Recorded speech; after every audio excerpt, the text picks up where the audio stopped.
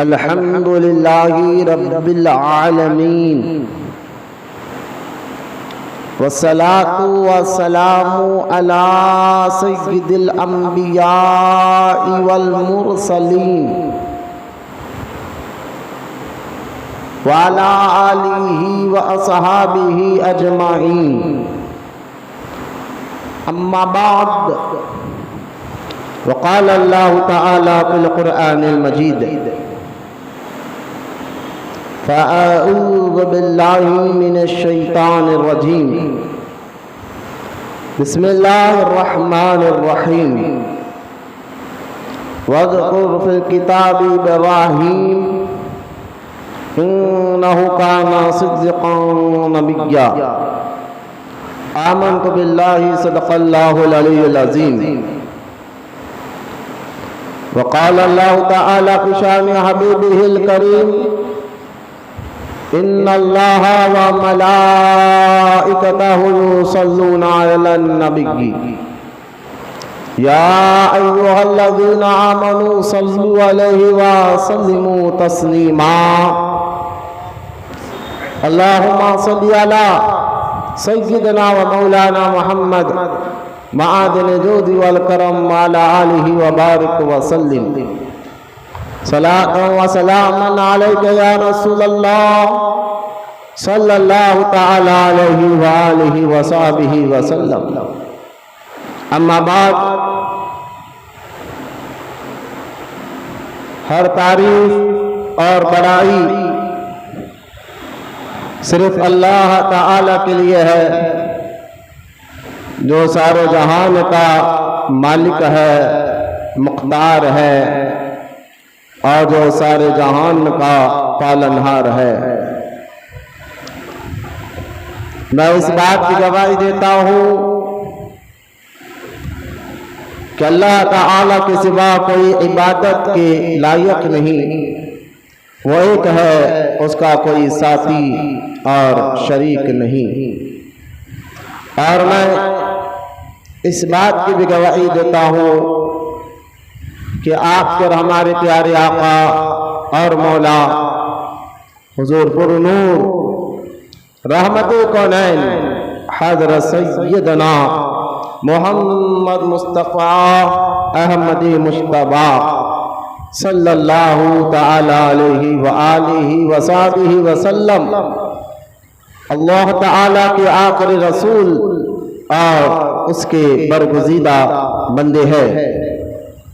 اللہ تعالی حضور اکرم نور مجسم رحمت عالم صلی اللہ تعالی علیہ وآلہ وصحبہ وسلم پر، اہل بیت، صحابہ کرام، تابعین اور تبع تابعین اولیاء امت پر قیامت تک بکثرت رحمت اور برکت نازل فرماتا رہے. آمین. محبت سے ایک مرتبہ درود پاک پڑھ لیجیے. اللہم صلی علی سیدنا و مولانا محمد معادن الجود والکرم وعلی آلہ وبارک وسلم.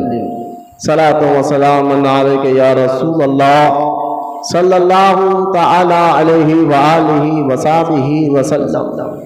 اما بعد، معزز سامعین، السلام علیکم ورحمۃ اللہ وبرکاتہ.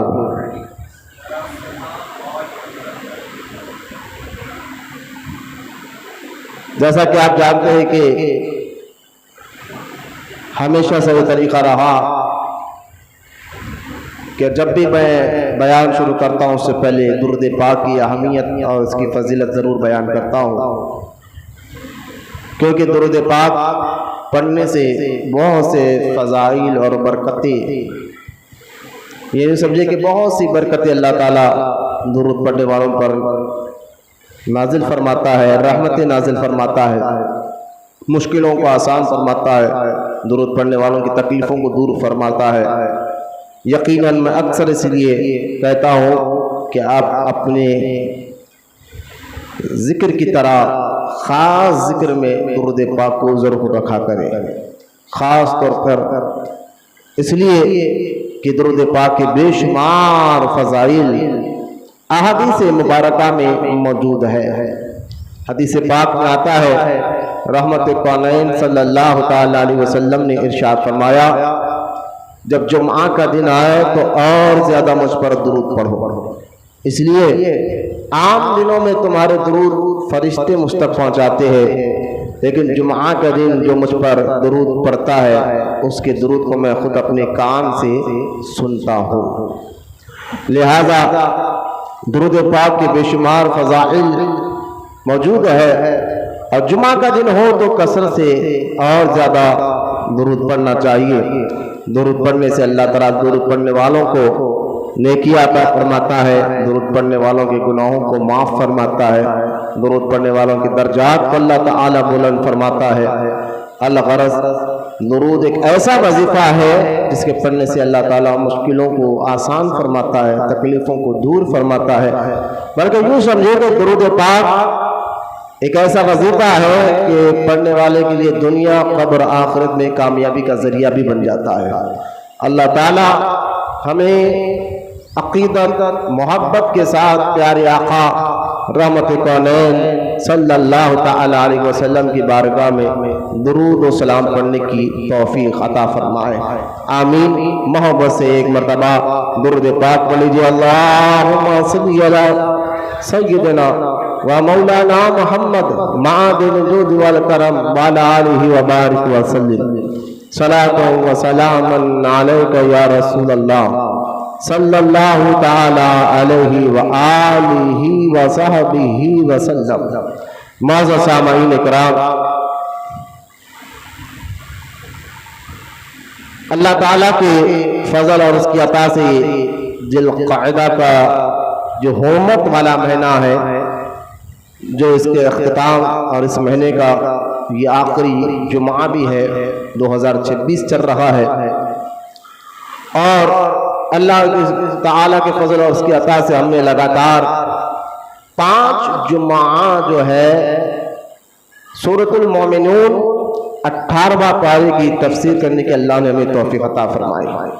सूरतुल मोमिनून 18वें पारे में मौजूद है, और आयत नंबर 1 से 10 तक एक मुसलमान और एक ईमान वाले की क्या सिफतें हैं, उनकी क्या आदतें होना चाहिए, उनके अंदर कैसा मिजाज होना चाहिए। कुरान पाक में अल्लाह ताला ने कई जगह इसका जिक्र फरमाया है। उनमें से सूरतुल मोमिनून 18वां पारा आयत नंबर 1 से 10 तक अगर आप पढ़ेंगे तो एक सच्चे मोमिन के अंदर क्या क्या सिफत और क्या क्या खूबी होनी चाहिए, वो सारा जिक्र अल्लाह ताला ने कुरान पाक में बयान फरमाया है। तो अल्लाह ताला के फजल और उसकी अता से हम लगातार इस पर बयान किया, और 5 जुम्आ अल्लाह का फजल है वो हमारा बयान रिकॉर्ड भी हुआ है और यूट्यूब पर अपलोड भी हो चुका है। आज का ये जुम्मा जो है, क्योंकि ज़िलक़अदा का इख्तिताम है और ज़िलहज्जा, क्योंकि ये भी उलमा ने फरमाया ज़िलक़अदा का महीना भी जो है, ज़िलक़अदा का ये महीना भी हज के महीनों में से है। अब आने वाला जो महीना है ज़िलहज्जा, जिसमें हज का खुसूसी जो है अल्लाह ताला जिन पर हज फर्ज है वो इस महीने में जाकर हज अदा करते हैं। तो आने वाला तो ये मुबारक महीना है ज़िलहज्जा, इसकी भी बड़ी फजीलत और अहमियत बयान की गई है। और इस मुबारक महीने में एक मुक़द्दस बाप ने अपने मुक़द्दस बेटे को अल्लाह ताला की रज़ा के लिए कुर्बानी के लिए तैयार किए थे, और उसकी यादगार भी आने वाला महीना ज़िलहज्जा, जिसको हम कुर्बानी की ईद के तौर पर याद करते हैं। तो आइए कि कबल इसके कि मैं, क्योंकि आज का मेरा उन्वान हज़रत सय्यदना इब्राहीम अलैहिस्सलाम और कुर्बानी, ये मेरा टॉपिक है। कबल इसके कि अपने उन्वान पर आऊँ, मैं आपको सबसे पहले ये आने वाला जो मुबारक महीना है ज़िलहज का, ये अजीम शान महीना है, इसके कुछ फजीलत आपके सामने रखना चाहता हूँ। क्योंकि कुरान पाक में अल्लाह ताला ने 4 महीनों का खुसूसी तौर पर जिक्र किया और फरमाया हुर्मत वाले महीने हैं। उलमा इकराम बयान फरमाते हैं کہ ان مہینوں میں مشرکین بھی ان مہینوں کا ادب کرتے تھے، تعظیم کرتے تھے، عزت کرتے تھے، یعنی کہ حرمت والے مہینے کا ادب حضور پاک صلی اللہ تعالیٰ علیہ وسلم کے دور مبارک میں مشرکین بھی کرتے تھے. اس میں لڑائی جھگڑا قتل غارت گری لوٹ مار نہیں کرتے تھے مشرکین. لہذا یہ ایسا حرمت والا مہینے ہے، اس کا رعب، اس کا دبدبہ جو ہے غیر مسلموں کے دل پر بھی تھا اور اس کے لوگ عزت کرتے تھے.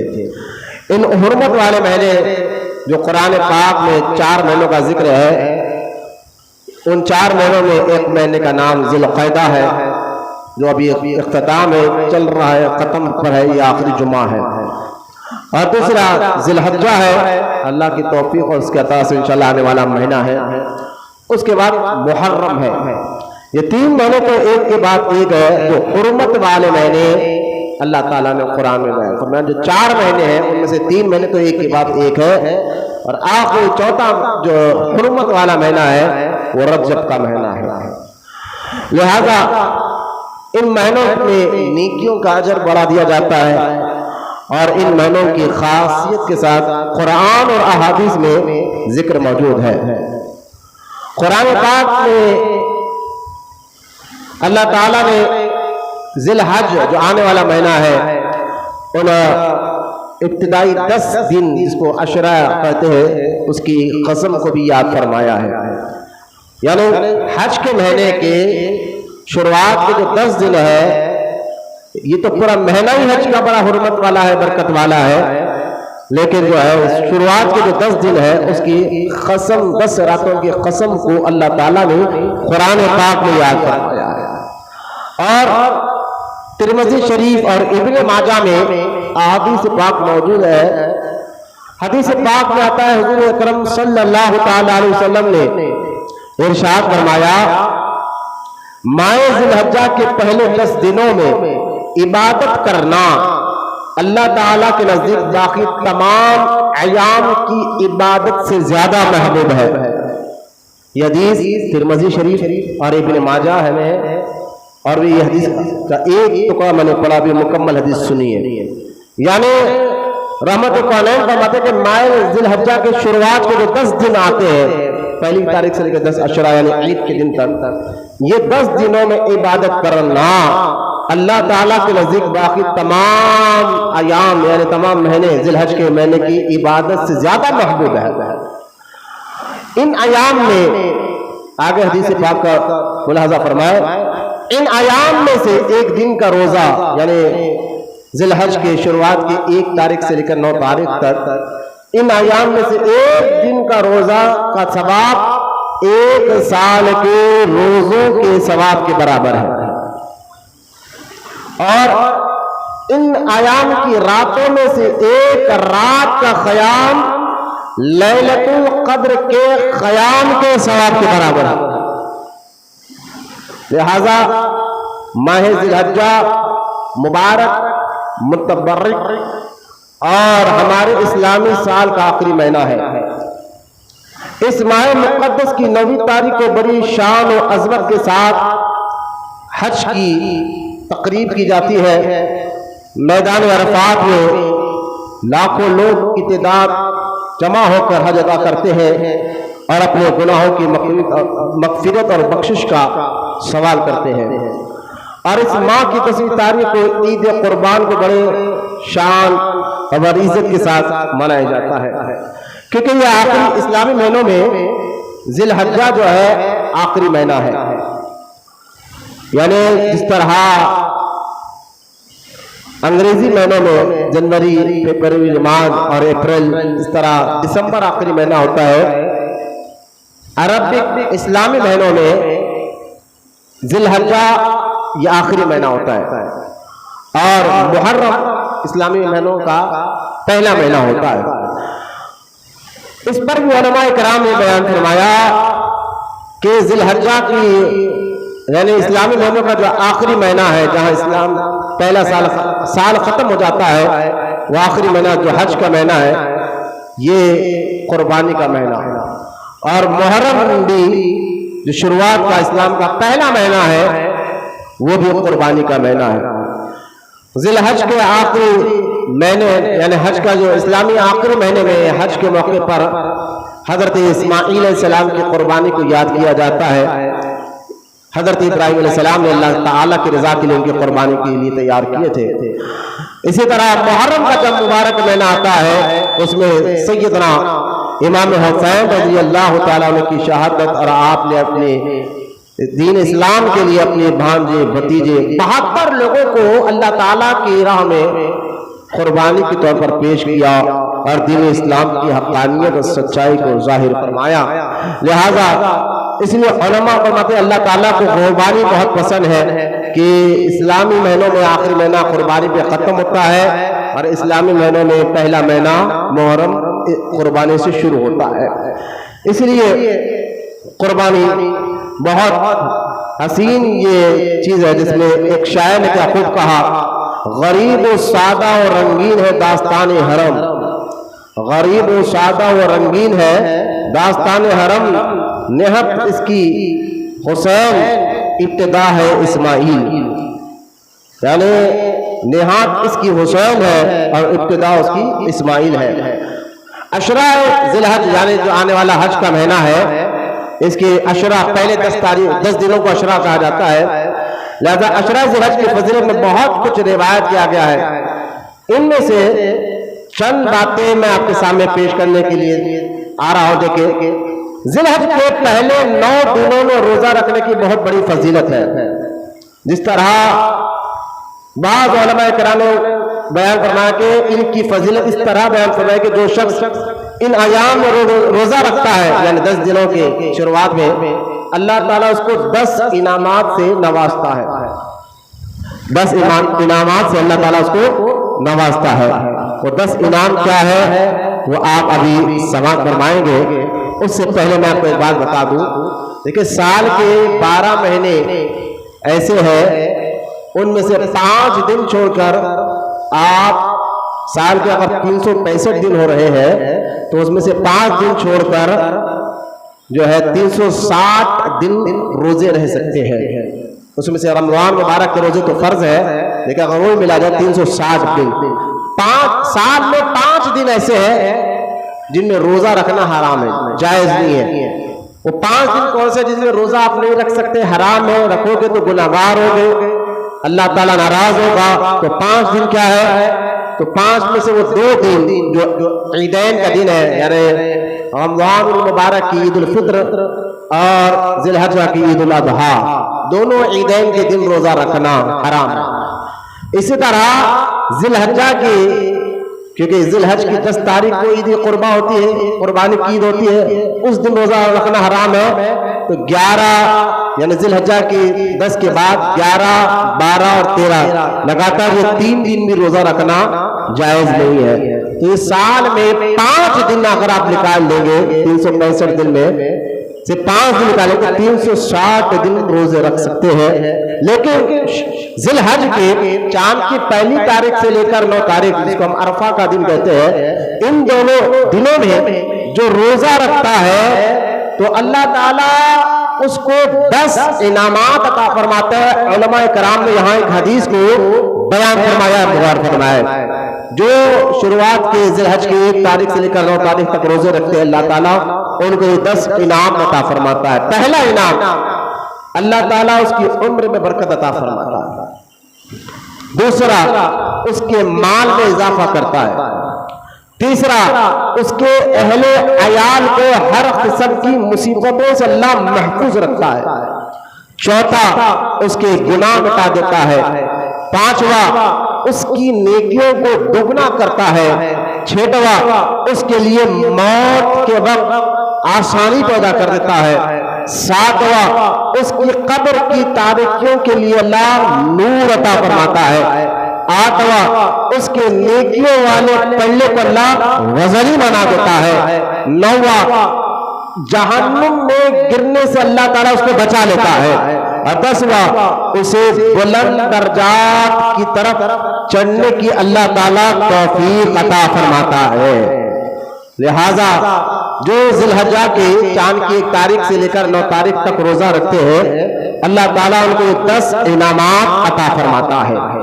روایت میں مذکور ہے کہ اللہ تعالیٰ نے سال سے 3 اشرے منتخب فرمائے، یعنی جو سال کے 12 مہینے ہیں ان 12 مہینوں میں اللہ تعالیٰ نے 3 اشروں کو بہت عزت عطا فرمائی ہے۔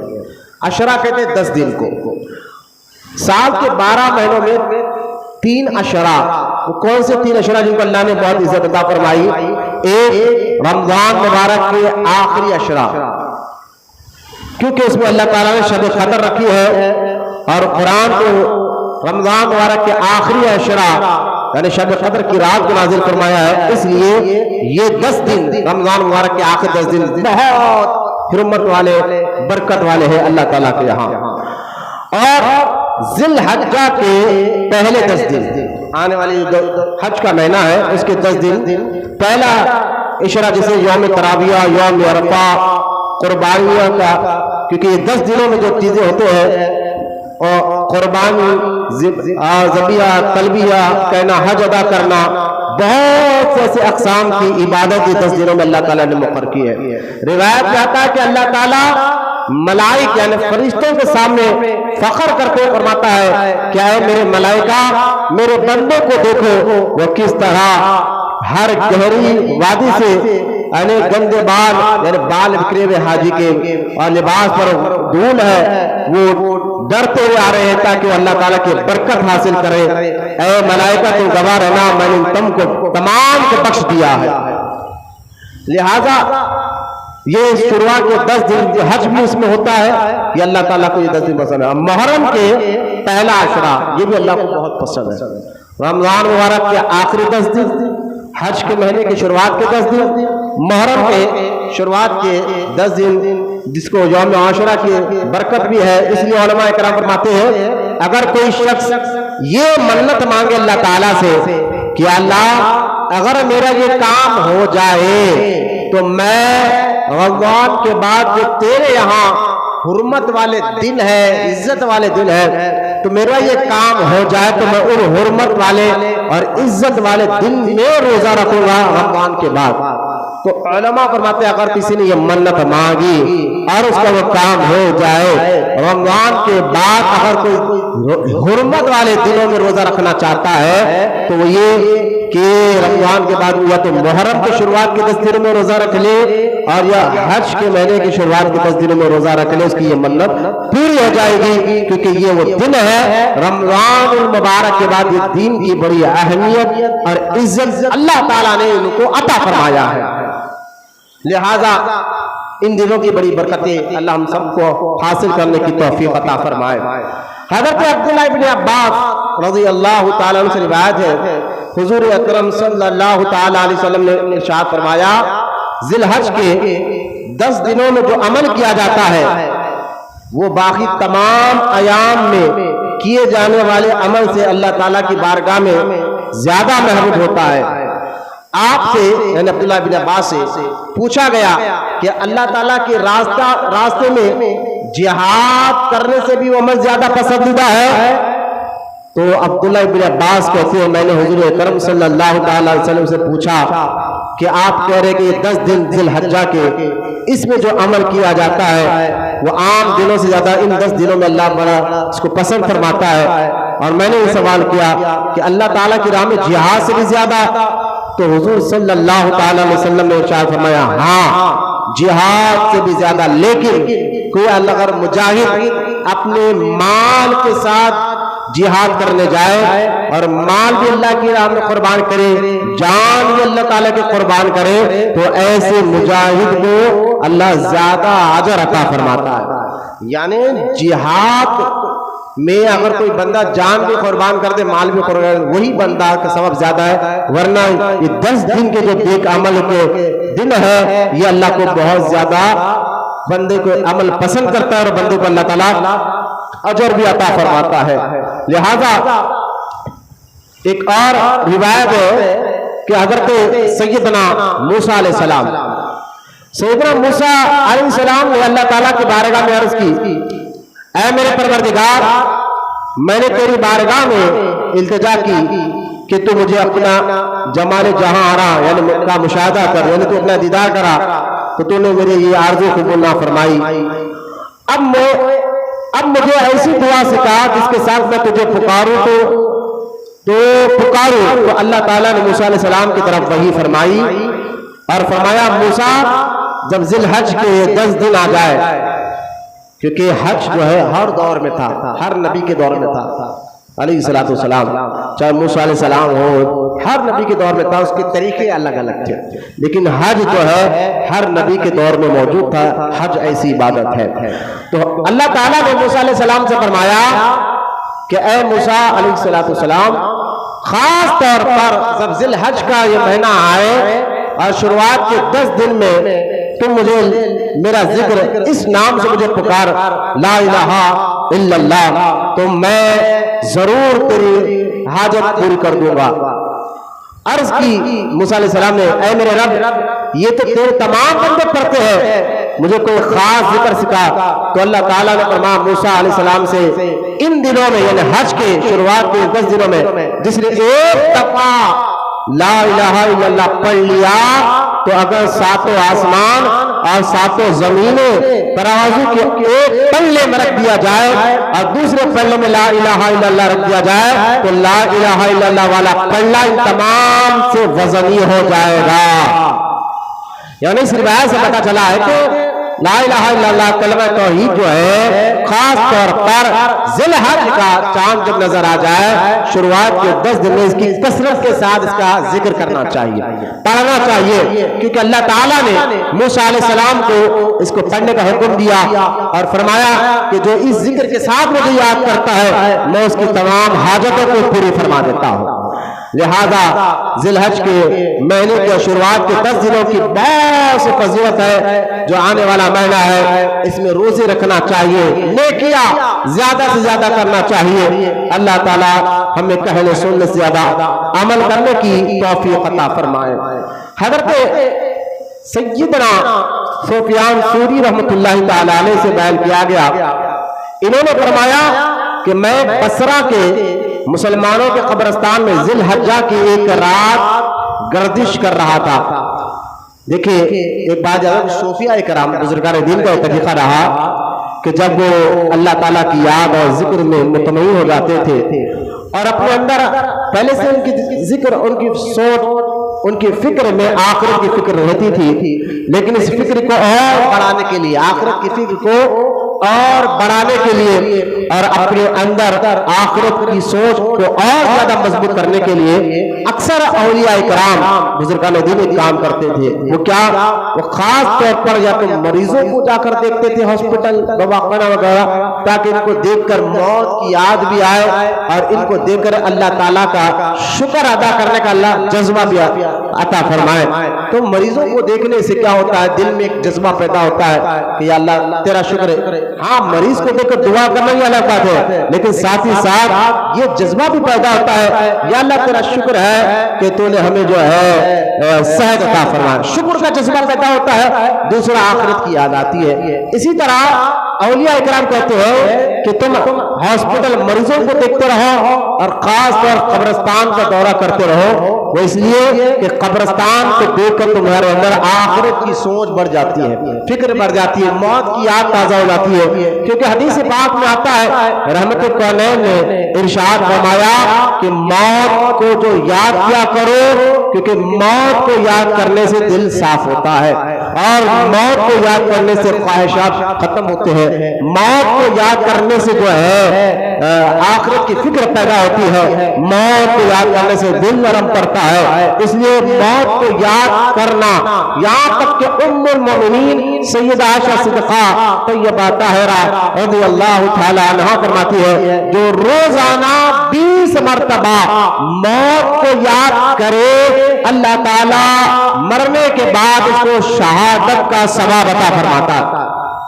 لہذا موت کو یاد کرنا، ایک اور مسئلہ سن لیجئے، موت کو یاد کرنا الگ بات ہے، موت کی دعا مانگنا الگ بات ہے۔ حدیث میں موت کو یاد کرنے کا حکم آیا ہے تاکہ تمہیں پتا چلے فانی دنیا ختم ہونے والی، چھوڑنے والے ہم، اور اصل جو دنیا آخرت وہاں جانے والے ہیں، اس لیے موت کو یاد کرنے کا حکم ہے۔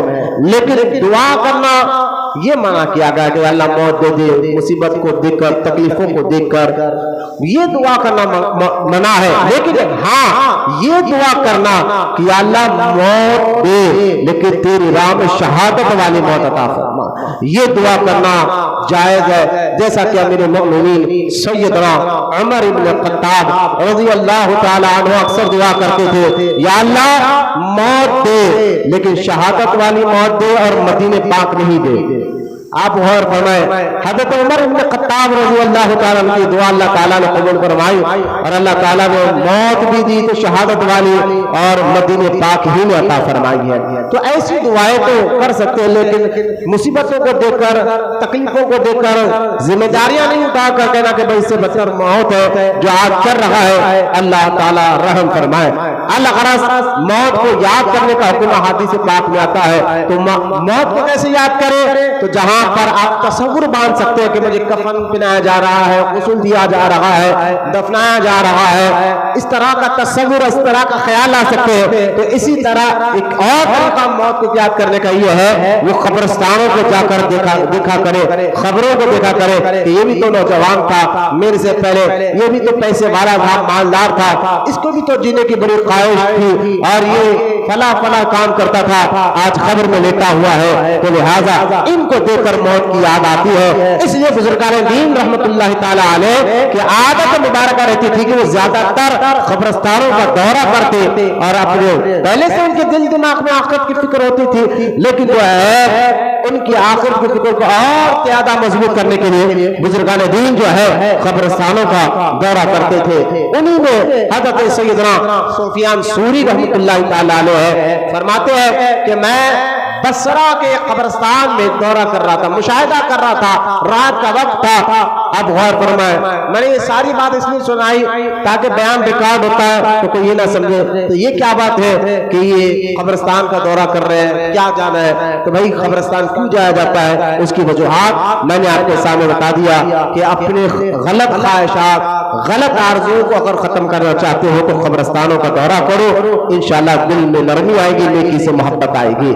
لہذا سفیان ثوری رحمت اللہ تعالی علیہ فرماتے ہیں کہ میں قبرستان کا دورہ کر رہا تھا بصرہ میں، تو میں نے دیکھا ایک قبرستان، ایک قبر میں نور کی شعاعیں باہر لے کر رہی ہے، ایک قبر سے نور کی شعاعیں باہر لے کر رہی ہے۔ تو میں دیکھ کر وہاں کھڑا ہو گیا اور کھڑا ہو کر سوچنے لگا تو اچانک غیب سے بلند آواز نے پکار کر آواز دیا اور کہا، اے سفیان ثوری، اگر تم چاہتے ہو کہ تمہاری قبر میں بھی ایسا نور ہو تو عشرہ ذی الحج کے ابتدائی دنوں میں روزے رکھا کرو۔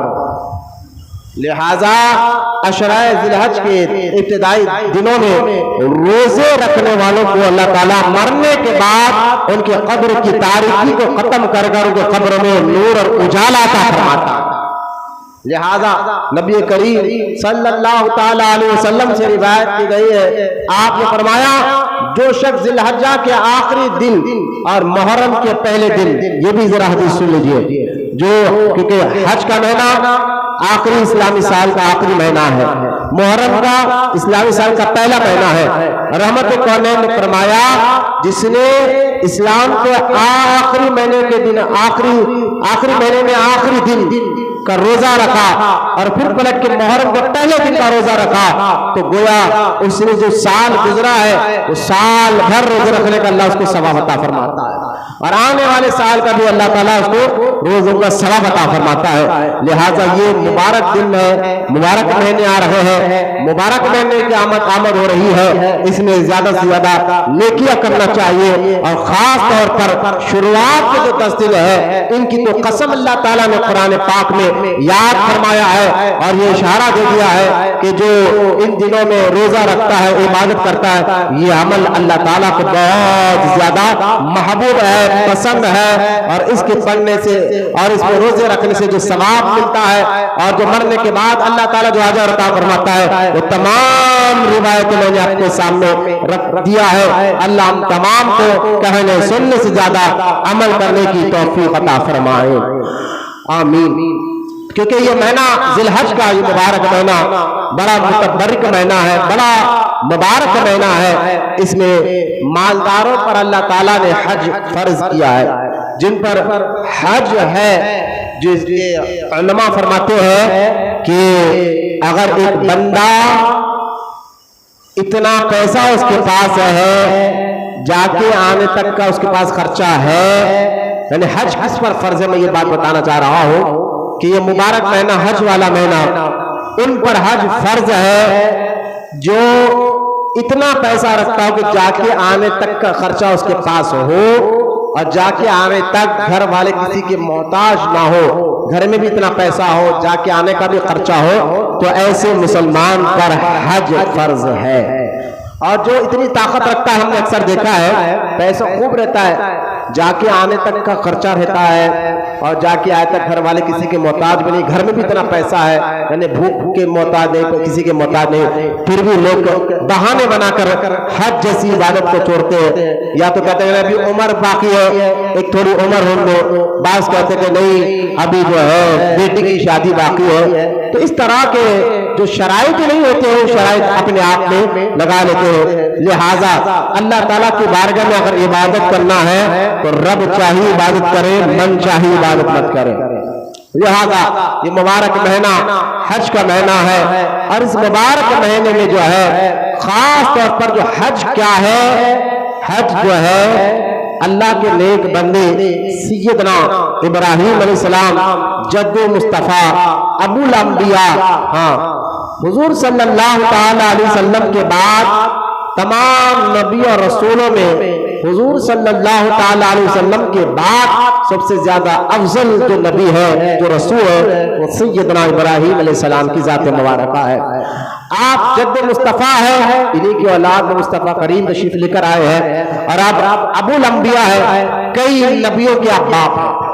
آپ ہی کی اولاد میں اسحاق علیہ السلام ہے، اور آپ ہی کی اولاد میں اسماعیل علیہ السلام ہے، آپ ہی کی اولاد میں شعیب علیہ السلام ہے، یعقوب علیہ السلام ہے، موسیٰ علیہ السلام ہے، آپ ہی کی اولاد میں، لہذا اس لیے آپ کو ابو الانبیاء، نبیوں کا باپ بھی کہا جاتا ہے۔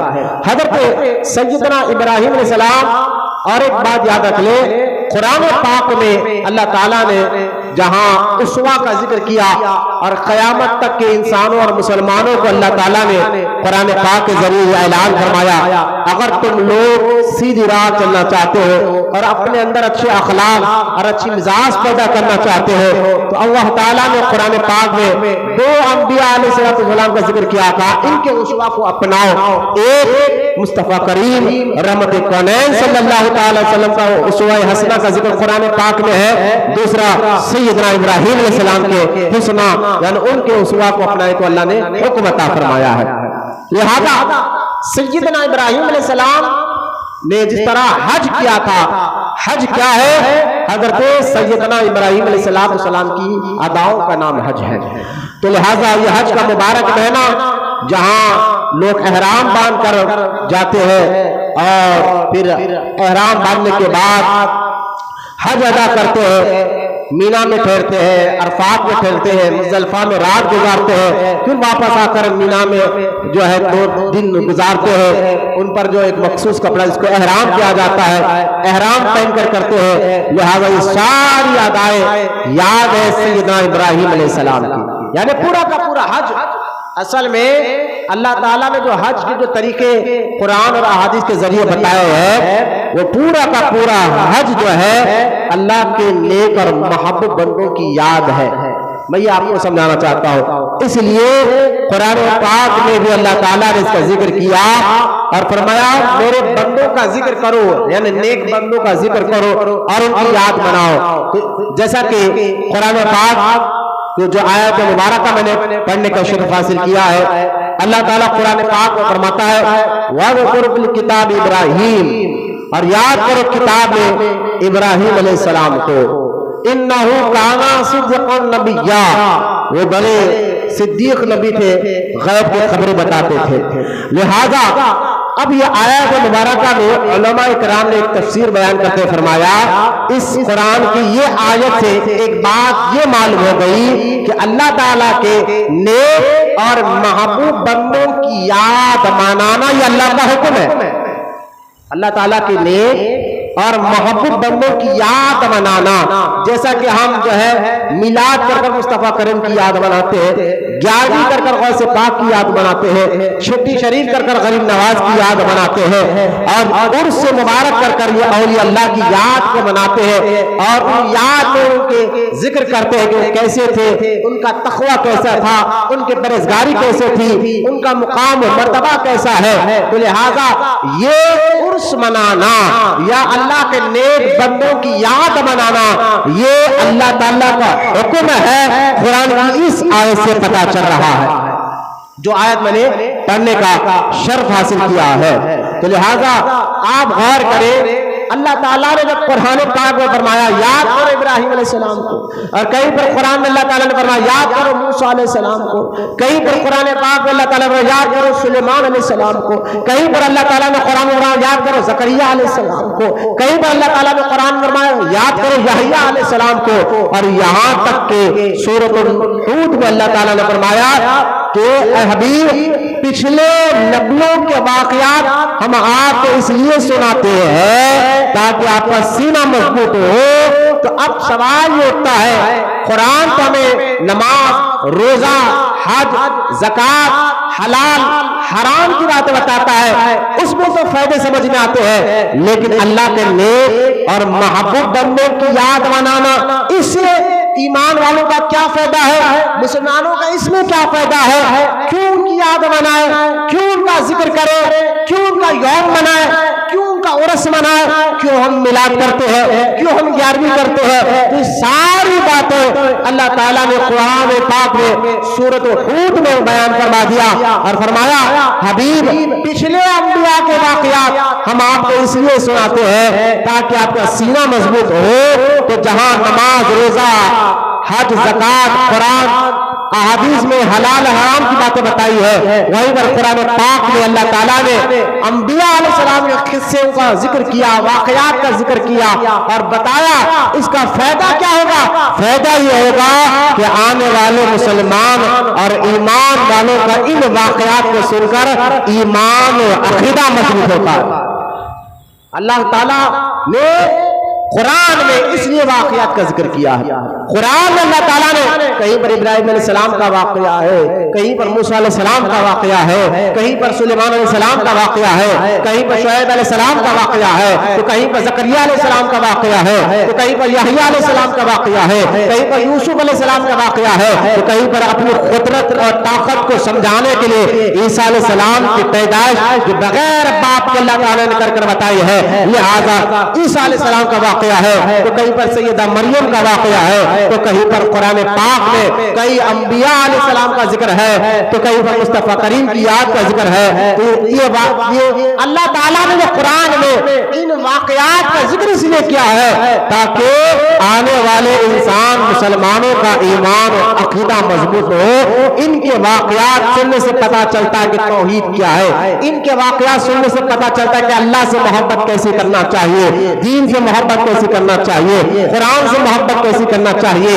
حدیث سے محبت کیسے کرنا چاہیے، اور اللہ کے نیک بندوں سے محبت کیسے کرنا چاہیے۔ یہ کب پتہ چلتا ہے؟ جب اللہ تعالیٰ کے مقبول بندے، جو اللہ کی بارگاہ میں بندے قبول ہو چکے ہیں، انبیاء علیہ السلام، اولیاء اکرام جن سے اللہ راضی ہو چکا ہے، ایسے بندوں کے واقعات سننے سے آنے والے مسلمانوں کا ایمان و عقیدہ مضبوط ہوتا ہے۔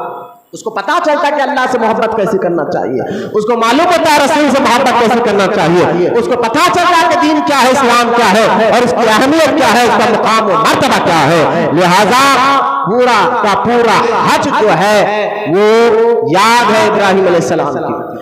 آپ دیکھیں کہ حج کی جو 3 قسمیں بیان کیا گیا ہے، حج قرن، حج تمتع، حج افرید، یہ تینوں قسمیں، جن میں حج قرن میں بندہ جب احرام باندھتا ہے تو حج اور عمرہ دونوں کی نیت کر کر احرام باندھ لیتا ہے، اور جب تک حج نہیں ہوتا تب تک وہ احرام نہیں اتارتا ہے، یہ حج قرن اس کو کہتے ہیں۔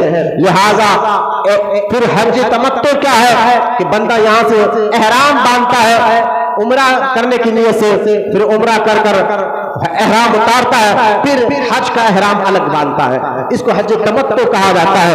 حج افرید وہ ڈائریکٹ حج کا احرام باندھتا ہے، کہ ڈائریکٹ حج کے دنوں میں احرام باندھ کر حج کو چلا جاتا ہے، اس کو کہتے ہیں حج افرید۔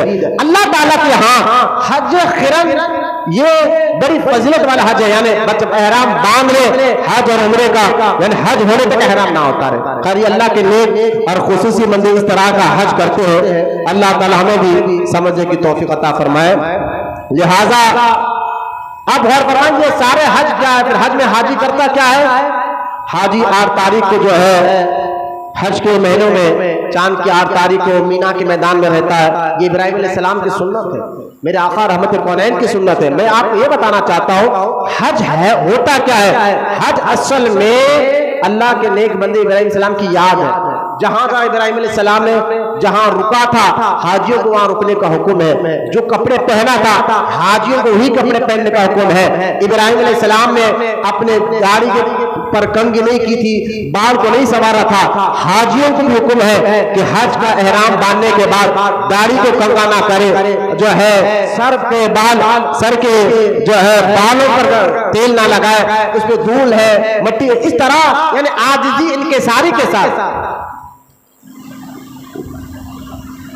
مسجد میں بات نہیں کرتے بیٹا، نہ تو باہر جا کے بات کر لے گا، بات نہیں کرنا گناہ ہے، حرام ہے۔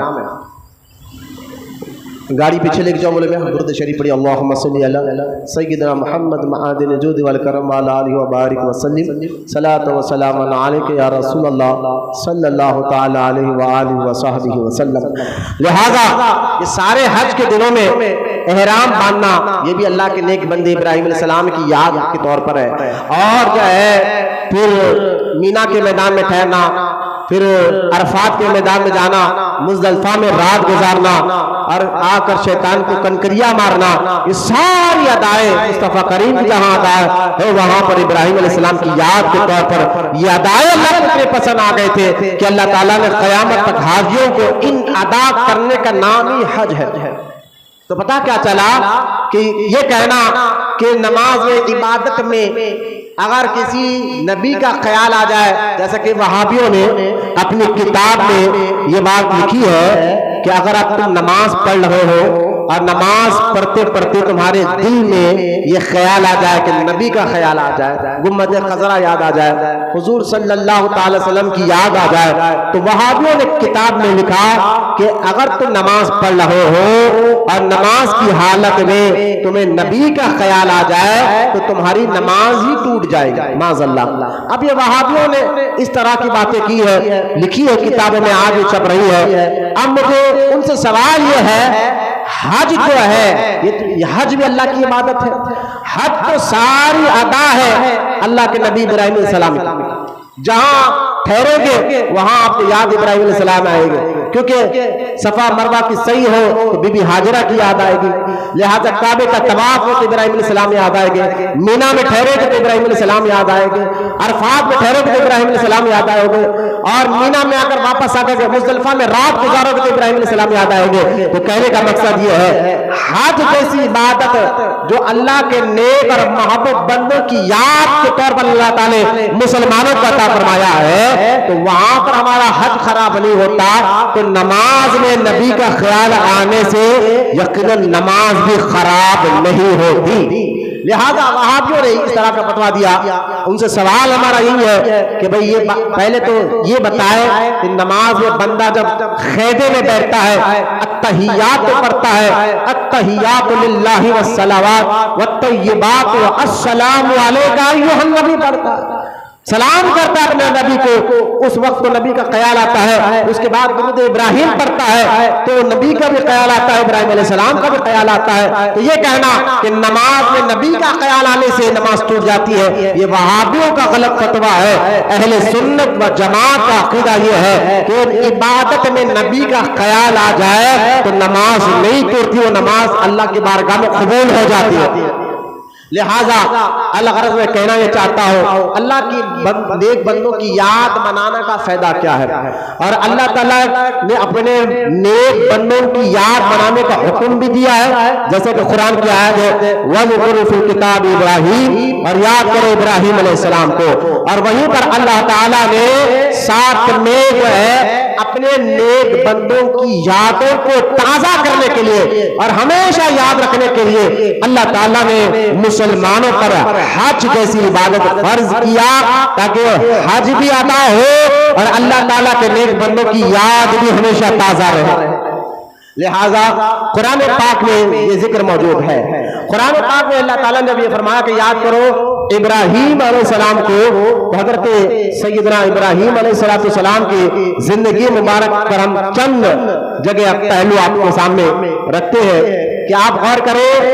حضرت سیدنا ابراہیم علیہ السلام کی ولادت جو ہے عراق، اور یوں سمجھے کہ عراق کا ایک شہر ہے بابل، کیونکہ قرآن کہتا ہے ابراہیم علیہ السلام کو یاد کرو، تو ہم پہلے ان کی زندگی کے کچھ اہم باتیں آپ کے سامنے رکھنے کی اللہ ہمیں توفیق عطا فرما رہا ہے، تو چند باتیں سن لیجئے کہ حضرت ابراہیم علیہ السلام کی ولادت جو ہے عراق کا ایک شہر ہے بابل، وہاں پر آپ پیدا ہوئے۔ بابل ابھی موجودہ جو ہے بغداد اور کوفہ دونوں کے درمیان ایک چھوٹا سا شہر ہے، اس کو بابل کہا جاتا ہے، وہاں حضرت سیدنا ابراہیم علیہ السلام پیدا ہوئے ہیں، اور آپ کی پیدائش وہاں پر ہوئی ہے۔ آپ کے دور میں، ابراہیم علیہ السلام کے دور میں، اس دور میں ایک بابل جو تھا، وہاں پر جو بابل کا جو بادشاہ تھا ملک کا، اور اس کی بادشاہت اس وقت جو ہے پوری دنیا کے ملکوں پر تھی۔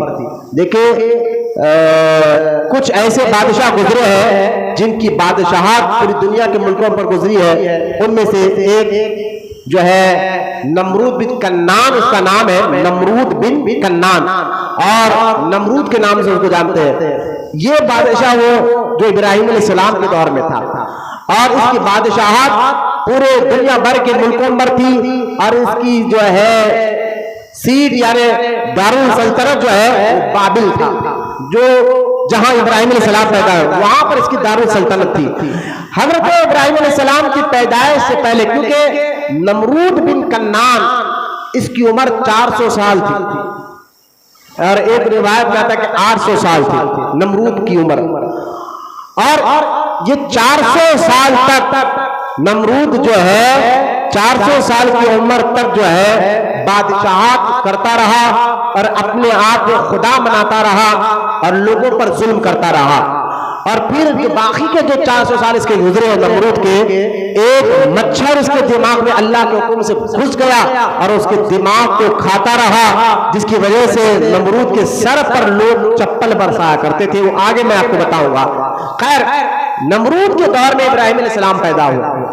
نمرود کون تھا؟ اس کی بادشاہت میں نے آپ کے سامنے بتا دی، اور یہ ایسا بادشاہ تھا جس نے سب سے پہلے اپنے آپ کو خدا ہونے کا دعویٰ کیا تھا۔ نمرود بھی کنان نے کہا تھا کہ میں خدا ہوں، میں رب ہوں، اور مجھے سجدہ کرو۔ سیدھا بیٹھا، ہاتھ لے کے ایسا مت بیٹھو، سستی کا جو تکبر کی نشانی ایسا بیٹھنا۔ بے چینی ختم کریے، اور بیان ریکارڈ ہو رہا ہے، قرآن حدیث کا ادب ہے۔ لہذا حضرت ابراہیم علیہ السلام کے دور میں نمرود جو ہے خدا ہونے کا دعویٰ کر چکا تھا، اور لوگوں کو کہتا تھا کہ مجھے سجدہ کرو، لوگ اس کو سجدہ بھی کرتے تھے، اور جو اس کے خلاف جاتا نمرود اس کو مارتا، قتل کر دیتا تھا۔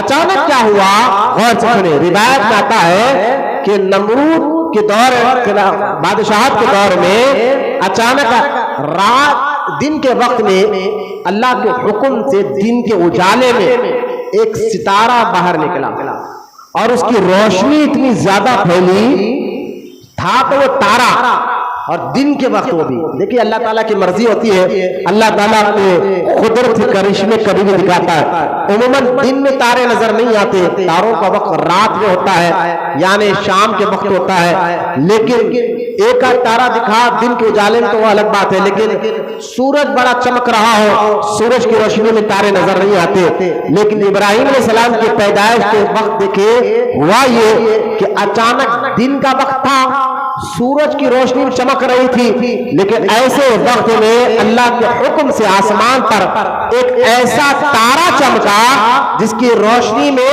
سورج کی روشنی پھیکی پڑ گئی۔ عجیب بات ہے نا، یہ کتنی عجیب بات ہے کہ سورج کی روشنی بھی اس تارے کی روشنی کے سامنے پھیکی پڑ گئی۔ نمرود پورے اس دور کی عوام لوگ حیران ہو گئے، یہ کیا ہو رہا ہے کہ آسمان پر اچانک دن کے اجالے میں ایک تارا نکلا اور اس کی روشنی اتنی پھیلی کہ سورج کی روشنی پھیکی پڑ گئی ہے، اور اس غور فکر میں رہ گئے، سوچ میں رہ گئے اور سوچ رہے تھے۔ نمرود بھی حیران ہوا کہ دن کے اجالے میں ایسا تارا نکلا ہے، تو نمرود نے کیا کیا، اس دور کے نجومیوں کو، دیکھیں اپنے آپ کو خدا بولنے والا، اپنے آپ کو رب بولنے والا، اس کو بھی اس دور کے جادوگر نجومیوں کی ضرورت پڑ گئی۔ الغرض لہذا نجومیوں کو اس نے بلایا اور بلا کر کہا یہ اچانک ایسا کیوں ہوا ہے؟ تو نجومیوں نے دیکھ کر کہا کہ اے نمرود، یہ دن کے اجالے میں اچانک ایک تارا کا نکل کے چمکنا اور ایسا چمکنا کہ سورج کی روشنی بھی پھیکی پڑ جائے، یہ اس بات کی طرف اشارہ کر رہا ہے کہ تیرے اسی علاقے میں، تیری سلطنت میں ایک لڑکا پیدا ہوگا جس کی وجہ سے تیری سلطنت ختم ہو جائے گی، تو بھی ختم ہو جائے گا۔ لہذا اس کی طرف یہ اشارہ ہے۔ اب جب نمرود کو یہ معلوم ہوا، تو نمرود بادشاہ تھا، راجا تھا، اپنے آپ کو خدا کہتا تھا، اس نے یہ اعلان کرا دیا کہ کوئی بھی مرد اپنی عورتوں کے قریب نہ جائے، اور جو عورتیں حمل سے ہیں ان کے ہاں اگر لڑکا پیدا ہو تو فوج کو، اس دور کی پولیس کو یہ حکم دے دیا تھا کہ اگر لڑکا پیدا ہو تو اس کو قتل کر دے، لڑکی ہو تو اس کو چھوڑ دے، اور اس طرح کا مسئلہ اعلان کر دیا گیا۔ روایت میں آتا ہے کہ نمرود نے 1,00,000 لڑکوں کو قتل کیا کہ ہو سکتا ہے یہ لڑکا ہو جس کی وجہ سے میری سلطنت خراب ہو جائے، جس کی وجہ سے میری بادشاہت ختم ہو جائے، لہذا 1,00,000۔ دیکھو میاں سمجھا دو، مسئلہ بتا دو، اٹھنے بیٹھنے والوں کو باہر بھیجا دو، سیدھا باہر۔ ہمارا حال یہ ہو گیا، ہوٹلوں میں گھنٹوں بیٹھیں گے، چبوتروں پہ گھنٹوں بیٹھیں گے، روڈیوں، سود خوروں، پہلوانوں کے ساتھ بیٹھیں گے، لیکن مسجد میں بیٹھنے کی بے چینی ہو رہی ہے۔ لہذا نمرود جو ہے 1,00,000 جو ہے لڑکوں کو اس نے قتل کیا۔ دیکھیں اب غور کر، اس بات کو آپ نے غور کیا، اللہ تعالیٰ چاہتا ہے کہ ابراہیم علیہ السلام پیدا ہو اور نمرود چاہتا ہے کہ نہ پیدا ہو، لیکن جو رب چاہتا ہے وہی ہو کر ہوتا ہے۔ ہوا یہ کہ ابراہیم علیہ السلام کی جو والدہ تھی کوئی، اور آپ کے والد جو تھے تعلق، ان سے ایک لڑکا پیدا ہوا، اور آپ کی والدہ جب حمل سے ہوئی، کیونکہ اعلان ہو چکا تھا کہ اگر لڑکی پیدا ہو تو زندہ چھوڑ دیا جائے، لڑکا ہے تو قتل کر دیا جائے، تو ابراہیم علیہ السلام کی ولادت کا وقت قریب جب آیا، نمرود نے پوری طاقت لگا دی ہر طریقے سے، لیکن اللہ تعالیٰ جب کسی کو پیدا کرنا چاہتا ہے تو کوئی دنیا کی طاقت اس کو روک نہیں سکتی۔ حضرت ابراہیم علیہ السلام کی والدہ اپنے آپ کو شہر کے باہر ایک جنگل میں غار میں گئی، وہاں جنگل میں اس غار میں اللہ کے مقدس نبی جد مصطفیٰ ابو الانبیاء ابراہیم علیہ السلام کی ولادت ہوتی ہے۔ ابراہیم علیہ السلام جب پیدا ہوئے تو آپ کی والدہ خوش بھی ہوئی اور ڈر بھی گئی۔ خوش ہوئی کہ لڑکا پیدا ہوا ہے، ڈر اس میں گئی کہ اگر راجا کو پتا چلے گا اس کو قتل کر دے گا، لہذا ابراہیم علیہ السلام کی والدہ نے کیا کیا کہ آپ کو اسی جنگل میں، اسی غار کے اندر چھوڑ دیا، کیونکہ اگر شہر میں نہیں رہیں گی تو پھر لوگ شک کریں گے کہ یہ کہاں گئی ہے اور ان کو پتا چل جائے گا، لہذا اسی غار کے اندر اپنے بیٹے یعنی ابراہیم علیہ السلام کو رکھا، غار کے باہر منہ کو گھاس سے بند کیا اور شہر میں آ گئی۔ اور دوسرے دن جب والدہ اپنے بچے کو دیکھنے کے لیے جنگل میں اس غار کی طرف گئے تو دیکھ کر حیران ہو گئی کہ ابراہیم علیہ السلام جو ایک دن کے تھے یعنی کل پیدا ہوئے تھے، ابھی ایک دن کے تھے، جب وہ دوسرے دن گئی تو 1 مہینے کے برابر دکھ رہے تھے، بعض روایت میں آتا ہے 1 سال کے برابر دکھ رہے تھے۔ یہ اللہ تعالیٰ کی قدرت دیکھیں، ایک دن کا بچہ دکھنے میں 1 سال کی طرح دکھ رہا تھا۔ اور دوسرا کہ ابراہیم علیہ السلام اپنے منہ میں انگلیاں رکھے ہوئے تھے، اور روایت میں آتا ہے کہ ایک انگلی سے شہد نکل رہا تھا اور دوسری انگلی سے دودھ نکل رہا تھا، یہ بات اس طرف اشارہ کرتی ہے کہ اللہ تعالیٰ اپنے نیک اور مقدس اور محبوب بندوں کی کیسی حفاظت کرتا ہے، اور دوسری طرف اس بات کی طرف اشارہ کرتی ہے کہ جب دنیا کی پوری طاقت چاہتی ہے کہ یہ کام نہ ہو، لیکن رب چاہتا ہے کام ہو۔ دنیا کی پوری طاقت چاہتی ہے کہ یہ کام نہ ہو، رب چاہتا ہے یہ کام ہو، تو وہی کام ہوتا ہے جو اللہ چاہتا ہے۔ لہذا اللہ کی ذات اور اس پر توکل کو اپنا مضبوط کرنا چاہیے، یقین کو مضبوط کرنا چاہیے۔ حضرت سیدنا ابراہیم علیہ السلام کی پیدائش ہوئی، ایک دن کا بچہ 1 سال کے برابر دکھتا ہے، یہاں تک کہ 9 مہینے ابراہیم علیہ السلام کی والدہ آپ کو اسی غار میں رکھے، دکھنے میں آپ 9 سال کے دکھتے تھے۔ پھر ابراہیم علیہ السلام کے سیرت اور زندگی کو آپ دیکھیں تو ابراہیم علیہ السلام جب بڑے ہو گئے، چلنے پھرنے کے لائق ہو گئے، تو آپ کی والدہ نے آپ کو اس غار سے نکال کر شہر میں لے کر آئے، کیونکہ جب شہر میں آ گئے اور آپ نبی ہے، رسول ہے، سیدنا ابراہیم خلیل اللہ ہے علیہ السلام، کیونکہ آپ نے جب دیکھا کہ لوگ وہاں پر ابراہیم علیہ السلام نے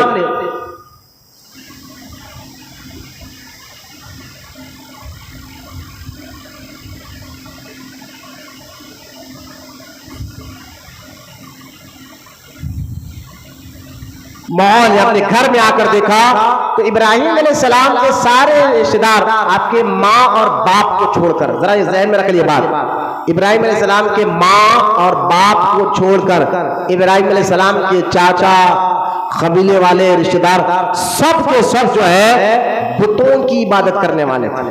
اللہ کو چھوڑ کر کوئی لکڑی کا بت بناتا اور اس کو خدا مان لیتا، کوئی سورج کو خدا مانتا، کوئی تاروں کو خدا مانتا، کوئی جو ہے چاند کو خدا مان رہا ہے، تو کوئی جو ہے جھاڑ کو، کوئی پتھر کو، اور ساری مخلوق وغیرہ نمرود کو بھی معاذ اللہ ایک انسان کو بھی خدا مان رہے ہیں۔ یہ ابراہیم علیہ السلام نے جب یہ منظر کو دیکھا کہ کیونکہ ابراہیم علیہ السلام کے جو والد والدہ ہے وہ مومن ہے، یہ بات اچھی طرح یاد رکھیں، کیونکہ ابراہیم علیہ السلام کی اولاد میں ہمارے نبی پیدا ہوئے ہیں علیہ السلام، تو اللہ تعالیٰ کے رسول صلی اللہ تعالی علیہ وسلم نے ارشاد فرمایا کہ آدم علیہ السلام سے لے کر میرے والد عبداللہ جن جن کے پشتوں میں اللہ تعالیٰ نے میرے نور کو رکھا ہے سب کے سب مومن تھے۔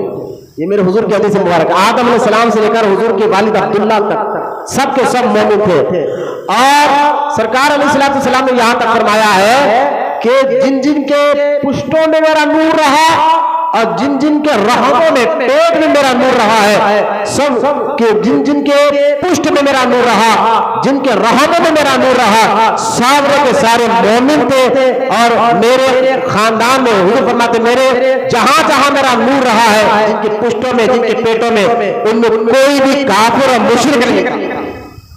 یہ بات اچھی طرح یاد رکھے، ابراہیم علیہ السلام کے بیٹے اسماعیل علیہ السلام اور انہی کی اولاد میں ہمارے پیارے آقا رحمت کونین دنیا میں تشریف لے کر آئے ہیں۔ لہذا یہ بات اچھی طرح یاد رکھے کہ ابراہیم علیہ السلام کے والد کا نام آزار نہیں تھا۔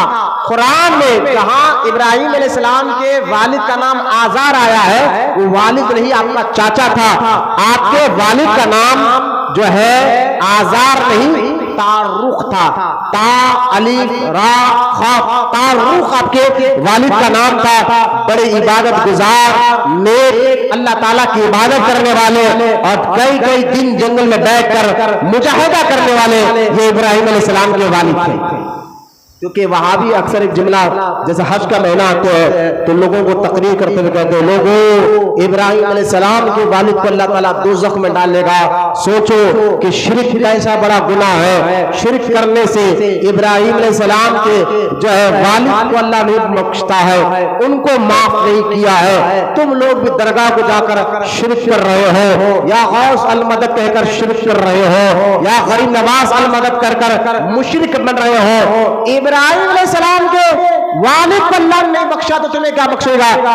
وہابی اکثر حج کے مہینے میں تقریر کر کر لوگوں کو سناتے ہیں تو ان کو کہنا یاد رکھو ابراہیم علیہ السلام کے والد جو ہے ان کا نام آزار نہیں تعرق تھا، وہ مومن تھے، اور یہ حدیث سے پتہ چل رہا ہے۔ اور دوسری بات، جہاں قرآن میں ابھی کا لفظ آیا ہے وہاں ابراہیم علیہ السلام جب بھی جا کر کہتے اے میرے ابی، اے میرے باپ، میری بات سن، اللہ تعالیٰ کی عبادت کر۔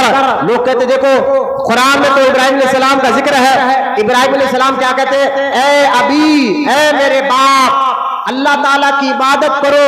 تم کہتے ہو کہ ابراہیم علیہ السلام کے والد تو جو ہے مومن تھے، پھر یہاں قرآن میں ذکر کیوں آ رہا ہے؟ اس کا جواب یہ ہے کہ ابراہیم علیہ السلام کے والد بچپن میں، ابراہیم علیہ السلام بچپن میں ہی تھے، والد کا انتقال ہو چکا تھا، تو آپ کا چاچا جس کو آزار کہا جاتا ہے وہ آپ کو پالتا تھا، جو پکا بت فروش تھا، بتوں کو بنا کر بیچتا تھا۔ تو آپ نے اپنے چاچا کو والد نہیں ابا باپ کہہ کر پکارا، اور پکار کر کہا اے میرے باپ، بتوں کی عبادت چھوڑ اللہ کی عبادت کر۔ آج بھی آپ دیکھیں ہمارے رشتہ داروں میں تایا کو آج بھی اردو میں بڑے پپا کہا جاتا ہے، بڑے تو والد الگ بات ہے، کسی کو باپ کہنا الگ بات ہے۔ تو بڑے پپا آج بھی ہم بڑے ابو کہا ہوتے ہیں، تایا کو بڑے ابو، کبھی چاچا کو ابو کہہ دیتے ہیں یا تایا کو ابو کہہ دیتے ہیں۔ تو آج بھی یہ طریقہ ہے۔ تو جہاں قرآن میں ابراہیم علیہ السلام نے ابھی کا لفظ کا ذکر آیا ہے تو قرآن پاک وہاں کے والد نہیں، آپ کا چاچا تھا جو اللہ کی عبادت نہیں بتوں کی عبادت کرتا تھا۔ ابراہیم علیہ السلام کے والدین مومن تھے کیونکہ انہی کی اولاد میں مصطفیٰ کریم پیدا ہوئے، ہمارے پیارے آقا رحمت اللہ پیدا ہوئے ہیں۔ لہذا ابراہیم علیہ السلام نے جب یہ منظر دیکھا کہ آپ کے چاچا آزار بھی بت بناتا ہے، بیچتا ہے، اور پھر جو ہے طریقہ، تو حضرت ابراہیم علیہ السلام نے پہلے تو ان تمام لوگوں کو جو اللہ کو چھوڑ کر غیر کی عبادت کرتے تھے ان کو اپنے جوابات اور اپنی عقل سے ان کو جواب دیا، اور جواب دے کر ان کو سمجھانا چاہا۔ جیسا کہ آپ دیکھیں ابراہیم علیہ السلام نے جب اپنے چاچا کو دیکھا کہ بتوں کی وہ بناتے تھے، ان کے چاچا لکڑی کے بت بناتے تھے اور مارکیٹ میں لے جا کر بیچتے تھے۔ ایک دن ان کے چاچا نے کہا کہ آپ جائیے مارکیٹ اور یہ بت بیچ کر آئیے۔ ابراہیم علیہ السلام نے سوچا یہ موقع اچھا ہے لوگوں کو سمجھانے کا کہ بت تمہارے خدا نہیں، ساری کائنات بنانے والا وہ اللہ ہے، تمہارا خدا ہے، یہ سمجھانے کا موقع مل گیا ابراہیم علیہ السلام۔ ابراہیم علیہ السلام ان بتوں کو لے کر مارکیٹ میں، کیونکہ مارکیٹ میں بازار میں ہزاروں لوگ آتے ہیں دیکھتے ہیں تو بولنے کا موقع بھی اچھا مل جاتا ہے، لہذا سیدنا ابراہیم علیہ السلام مارکیٹ میں گئے اور ایک دو جو بمبو سمجھیے لکڑی سمجھے، دو بمبو کو ایسا گاڑا اور بیچ میں رسی باندھ دیا، جیسے ہم کپڑے سکھانے کے لیے ایک لکڑی ادھر ایک لکڑی ادھر باندھ کر رسی باندھ دیتے ہیں، اس طرح رسی باندھا اور ایک بت کو تین یا دو یا تین بتوں کو گلے میں رسی لگا کر اس رسی میں لٹکا دیا، جیسا کہ کسی کو پھانسی لٹکا دیا جاتا ہے ایسا ان بتوں کو لٹکا دیا اور لٹکا کر کہا کہ لوگوں اسی کو تم خدا کہتے ہو کہ بیٹا یہ بت تمہیں بیٹا دیتا ہے، یہ بت تمہیں پانی برساتا ہے، یہ بت تمہیں رزق دیتا ہے، کیونکہ اس وقت مشرکوں کے پاس الگ الگ بت تھے کہ پانی برسانے والا خدا الگ، اولاد دینے والا خدا الگ، رزق دینے والا خدا الگ۔ ابراہیم علیہ السلام نے ان کو سمجھانے کے لیے دیکھو جس کو تم پانی برسانے والا خدا سمجھتے ہو، جس کو تم جو ہے اولاد دینے والا خدا سمجھتے ہو، میں نے ان کو ایک رسی پہ لٹکا دیا ہے، وہ خود نہیں بچ سکتے، خود کچھ کی حفاظت نہیں کر سکتے، وہ تمہیں کیا دے سکتے ہیں۔ لوگوں کو یہ بات سمجھ میں آئی کہ کہاں یہ تو بات صحیح ہے، یہ خود ایک رسی پہ لٹکے ہوئے یہ ہمارے خدا کیسے ہو سکتے ہیں۔ یہ بات دھیرے دھیرے جو ہے پورے شہر بابل میں پھیل گئی کہ ایک نوجوان ہے نام ابراہیم ہے، یہ باتیں ایک خدا کی کرتا ہے، ایک رب کی بات کرتا ہے اور لوگوں کو اپنے ایسے دلائل سے ایسے عقل سے جواب دیتا ہے، اس کے سامنے پھر کوئی بات نہیں کر سکتا۔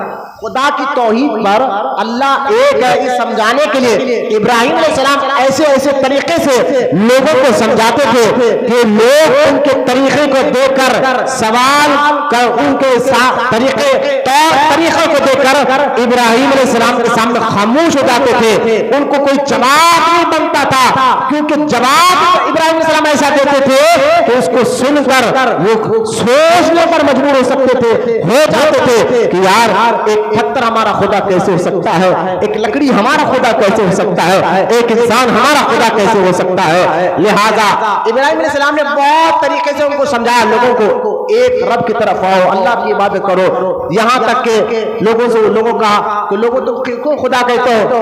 لوگوں نے کہا یہ سورج ہمارا خدا ہے. آپ خاموش ہو گئے. رات ہوئی, لوگوں کو بلایا, کہا وہ دن والا خدا کہاں ہے؟ کہ وہ تو سورج تھا ڈوب گیا, وہ تو دن میں آتا ہے.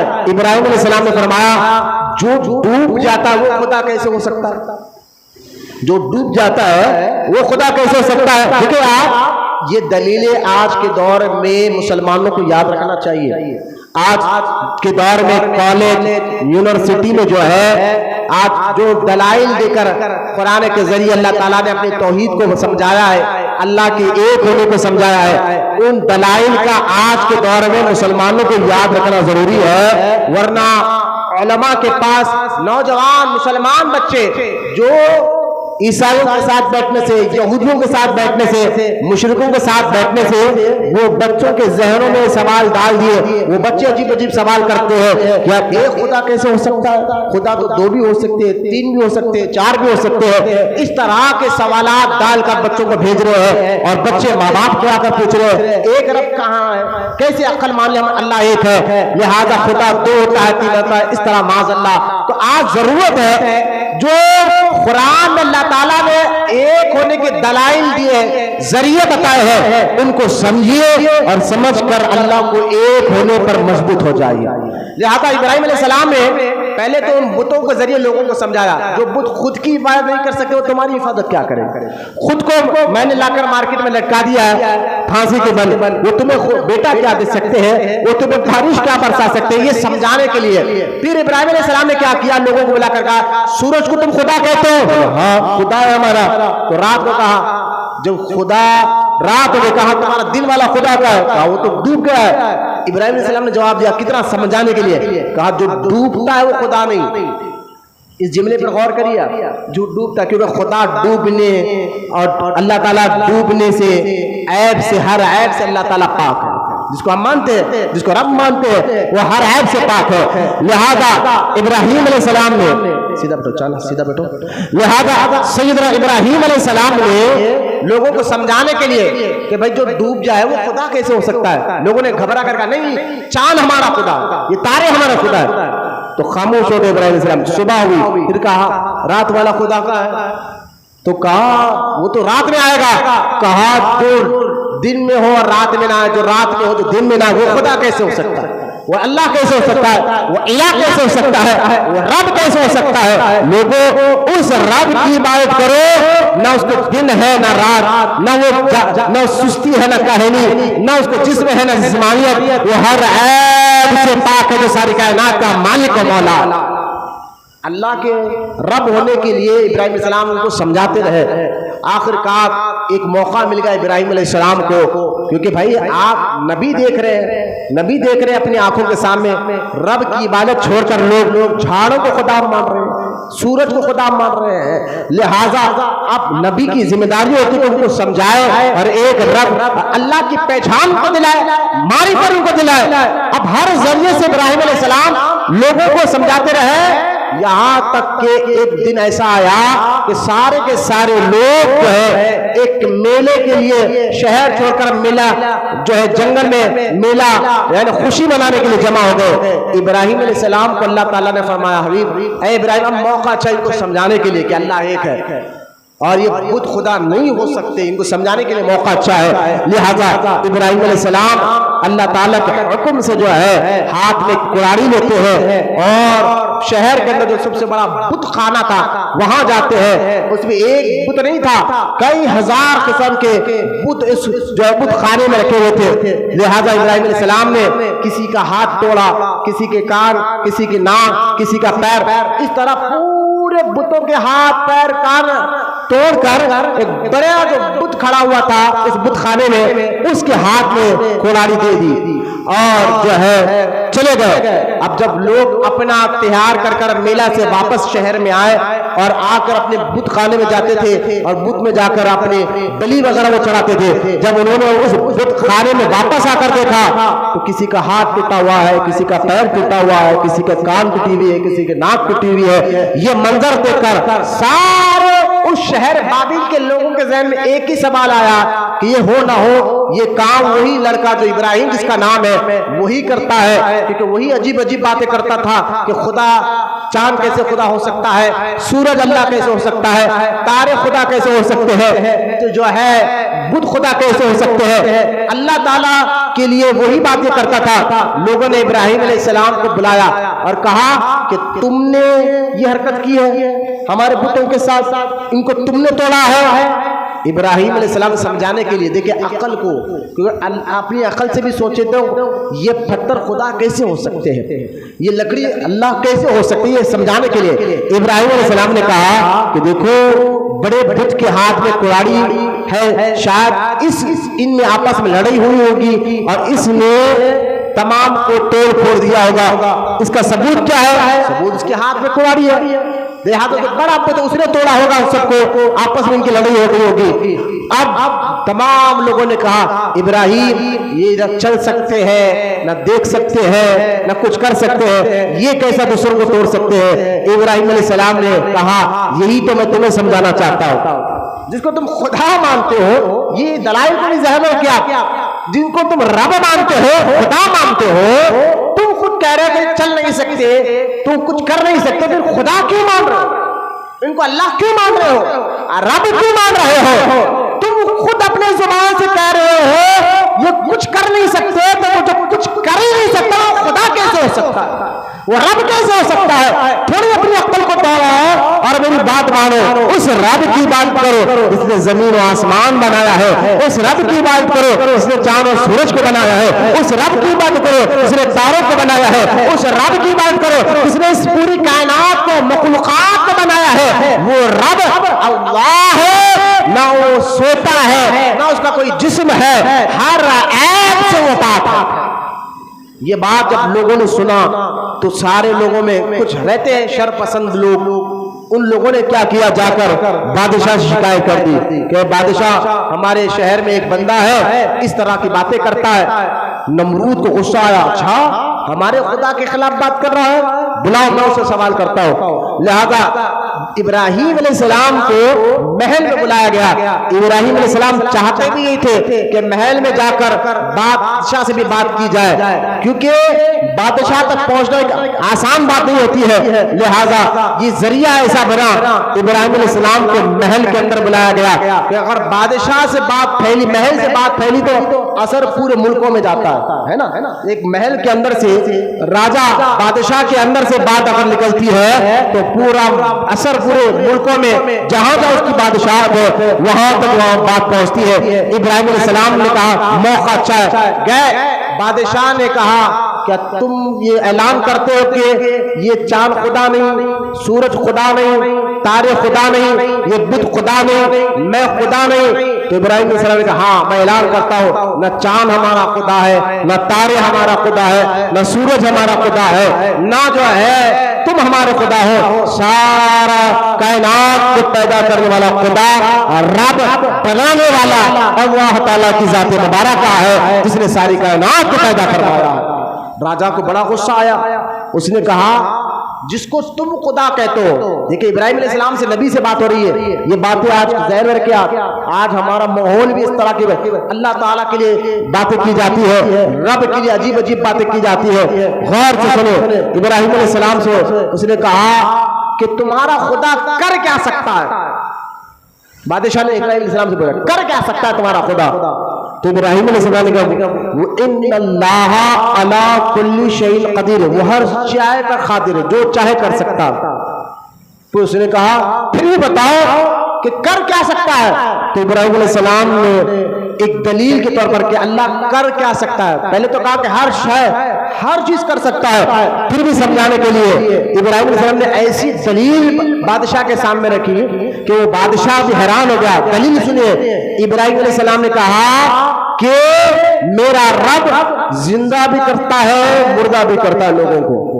رب وہ ہے جو زندہ بھی کرے اور مردہ بھی کرے، موت بھی دیتا ہے زندگی بھی دیتا ہے۔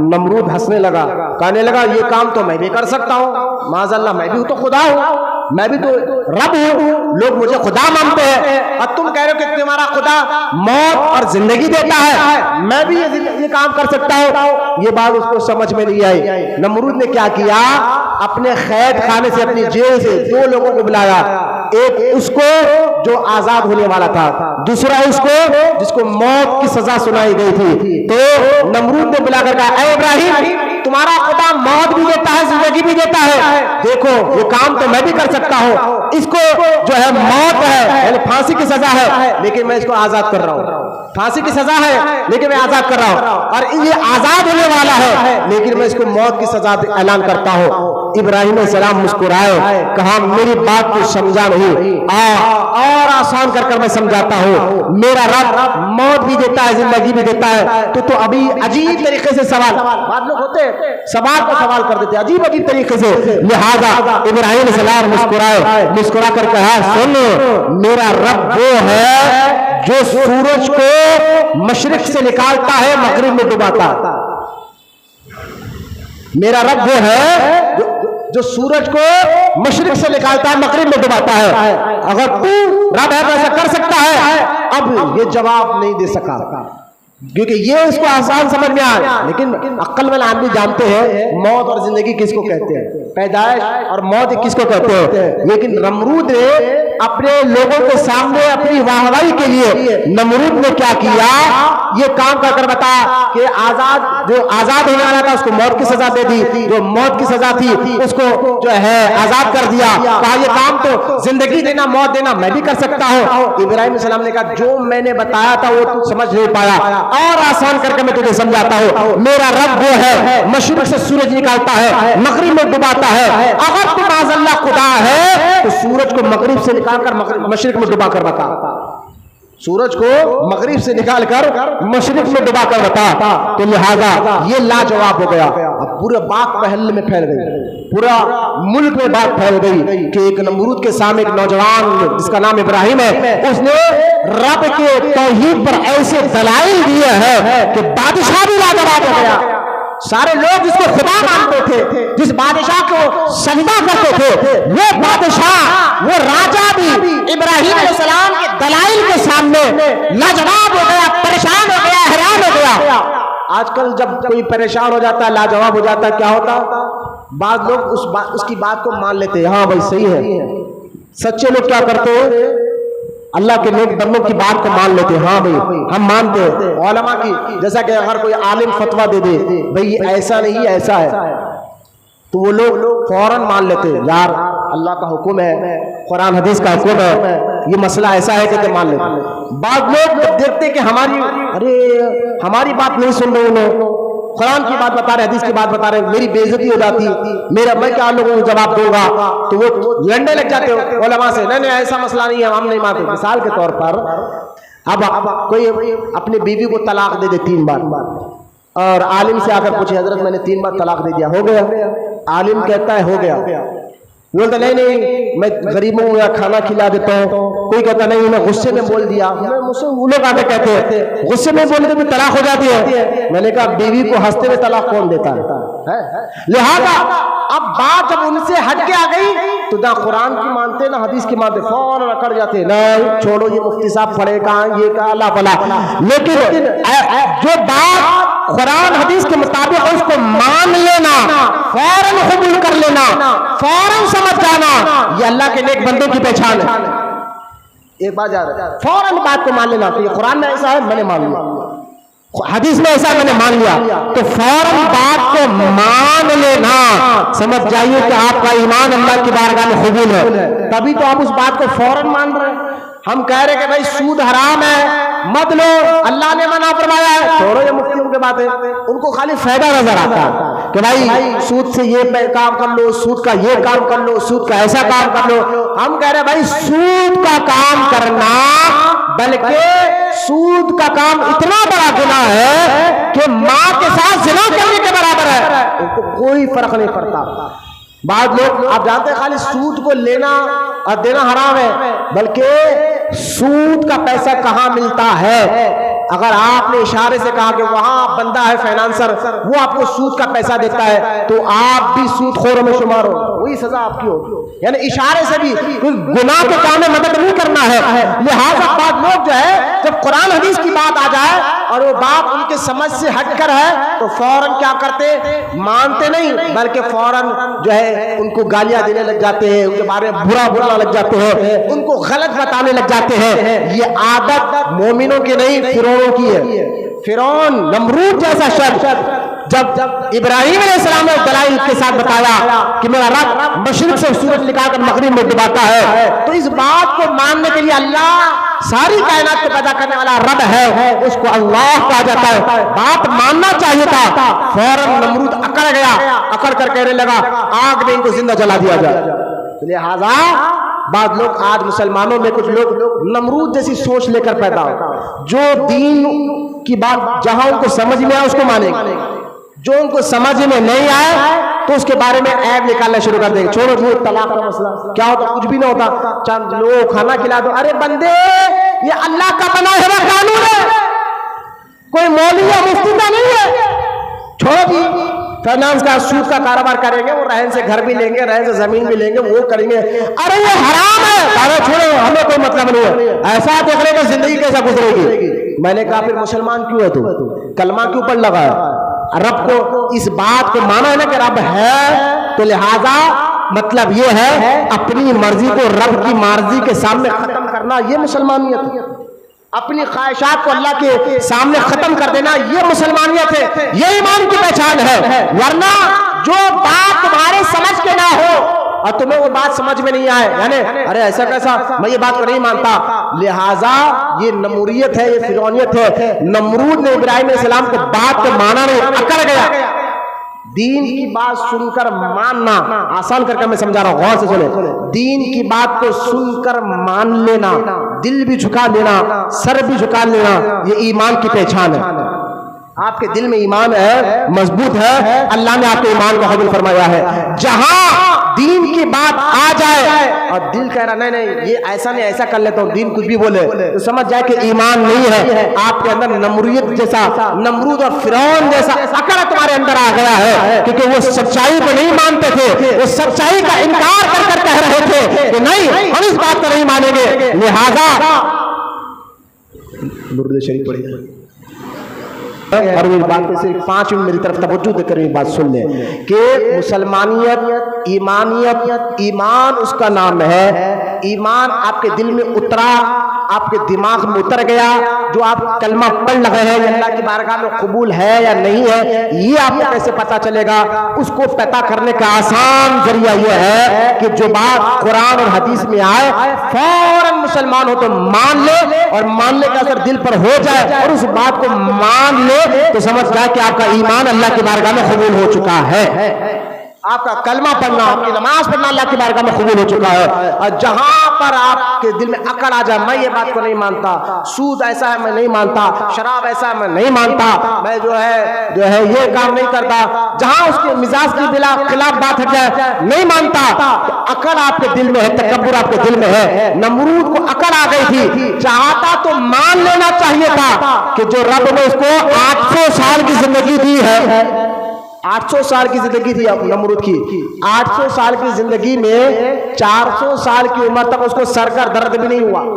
ऐसी जिंदगी रब ने दी थी। मान लेता, इब्राहिम अलैहिस्सलाम की बात पर ईमान ला लेता तो अल्लाह उसको और इज्जत देता। लेकिन अकड़ आ गई थी, तकब्बुर आ गया था, पैसा था, शोहरत थी, इज्जत थी। तो आज भी देख लीजिए बाद लोग पैसा, शोहरत, इज्जत मिलते ही दीन का मजाक उड़ाने लग जाते हैं। ऐसा कौन है, इस्लाम में ये है, इस्लाम वो है, इस्लाम में ऐसा है, इस्लाम में वैसा है। लिहाजा ये जो अकड़ आ जाती है ना, तो फिर बंदा धीरे धीरे ईमान से भी हाथ हो बैठता है। नमरूद को ने जब देखा कि मैं हार रहा हूं, फौरन नमरूद ने ऐलान कर दिया कि इब्राहिम अलैहिस्सलाम को आग में जला देंगे। इब्राहिम अलैहिस्सलाम को हम आग में जला देंगे। 40 दिन तक एक 4 कोनी कमरा, समझाने के लिए कह रहा हूं, उसकी लंबाई चौड़ाई बहुत रिवायत में आया, 4 कोनी कमरा रखा गया और 40 दिन तक उसके अंदर लकड़ियां जमा की गई। 40 दिन तक सोचिए कितना बड़ा वो लंबा चौड़ा कमरा था जिसमें इब्राहिम अलैहिस्सलाम को जलाने का उनका इरादा था, सिर्फ इसलिए कि इब्राहिम तौहीद की दावत दे रहे थे। इब्राहिम अलैहिस्सलाम तौहीद की दावत दे रहे थे, सच की दावत दे रहे थे। तो लिहाजा यहां से पता चल गया, जब कोई बात बंदा सच्ची बताता है तो सामने से मुसीबतें आती है, ये सच्चे लोग कभी उससे डरना नहीं, उसी पर पहाड़ से ज्यादा मजबूत कायम रहना चाहिए। पहाड़ से ज्यादा मजबूत कायम रहना चाहिए, क्योंकि अल्लाह ताला की तरफ से हमारा इम्तिहान होता है कि ये सच बोल रहा था, लोगों को दिखाने के लिए बोल रहा था या दिल से बोल रहा था। अल्लाह को तो हर इल्म, हर चीज का इल्म है। हमें खुद को भी पता चले ना कि हमारे अंदर सब्र कितना आया है, शुक्र कितना आया है। मुसीबत आई तो पता चलता है कि तुम्हारे अंदर सब्र कितना है, मुसीबत आई तो पता चलता है तुम्हारे अंदर बर्दाश्त करने की कैफियत कितनी है, और खुशी आई तो पता चलता है कि शुक्र का जज्बा कितना है। लिहाजा इब्राहिम अलैहिस्सलाम के जहन में, फिक्र में कोई डर खौफ नहीं। इतना बड़ा सोचिए आप कि पूरे बाबिल, जो इराक का एक शहर है बाबिल, वहां इतना बड़ा कमरा बनाया गया 4 कोनी लंबा चौड़ा, जिसमें 40 दिन लगे लकड़ियां भरने के लिए। 40 दिन लगे लकड़ियां, इससे आप अंदाजा करें कि कितना लंबा चौड़ा था वो कमरा। 40 दिन से लकड़ियां भरने में ऐसा लगे, और जब लकड़ियां भर गए तो अब उसके अंदर आग लगाई गई। अब आग लगाई तो आग की तपिश इतनी ज्यादा थी, अगर परिंदा भी ऊपर से जाता उसकी तपिश से परिंदा भी जल जाता। अब लोग हैरान हो गए कि अब इब्राहिम अलैहिस्सलाम को आग में डालना है, अब सामने जा नहीं सक रहे, फेंके तो कैसे उनको डाले। हदीस में आता है, लोग, बादशाह भी परेशान है कि भैया इनको आग में डालना है। अब आग में डाला है तो करे क्या, ये सोच ही रहे हैं। अचानक इब्लीस यानी शैतान इंसानी शक्ल में बादशाह के पास आया, कहा एक काम करो, एक मशीन बनाओ जिसको हम कहते हैं गुल्लेर नुमा। गुल्लेर, आप देखते ना गुल्लेर, जो मतलब ऐसा एक चपड़ा बनाओ, बनाकर इसके अंदर इब्राहिम सलाम को डालकर फेंक दो। अब लिहाजा इब्लीस ने आकर ये मशवरा दिया बादशाह को, ये राजा को, बादशाह पसंद, क्योंकि इब्लीस अल्लाह के नेक बंदों का दुश्मन है, वो तो वादा कर आया है। लिहाजा इब्लीस ने ये मशवरा दिया इंसानी शक्ल में आकर।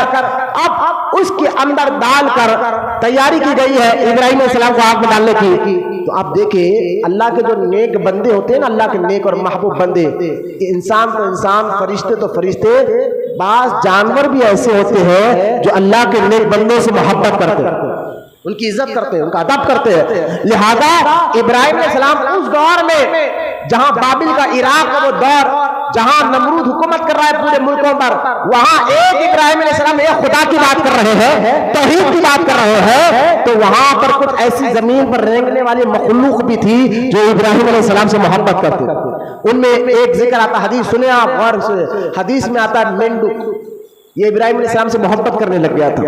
और जब देखा कि इब्राहिम अलैहिस्सलाम को आग में डाला जा रहा है तो मेंढक गया और पानी अपने मुंह में लाकर कुल्ली कर रहा है, यानी कोशिश कर रहा है कि आग बुझाए।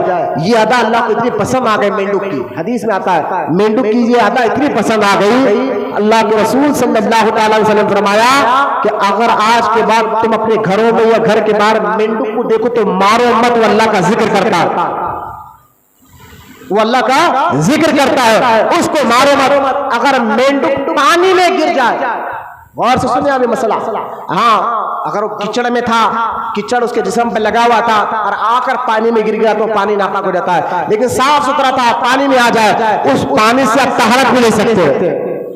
क्यों?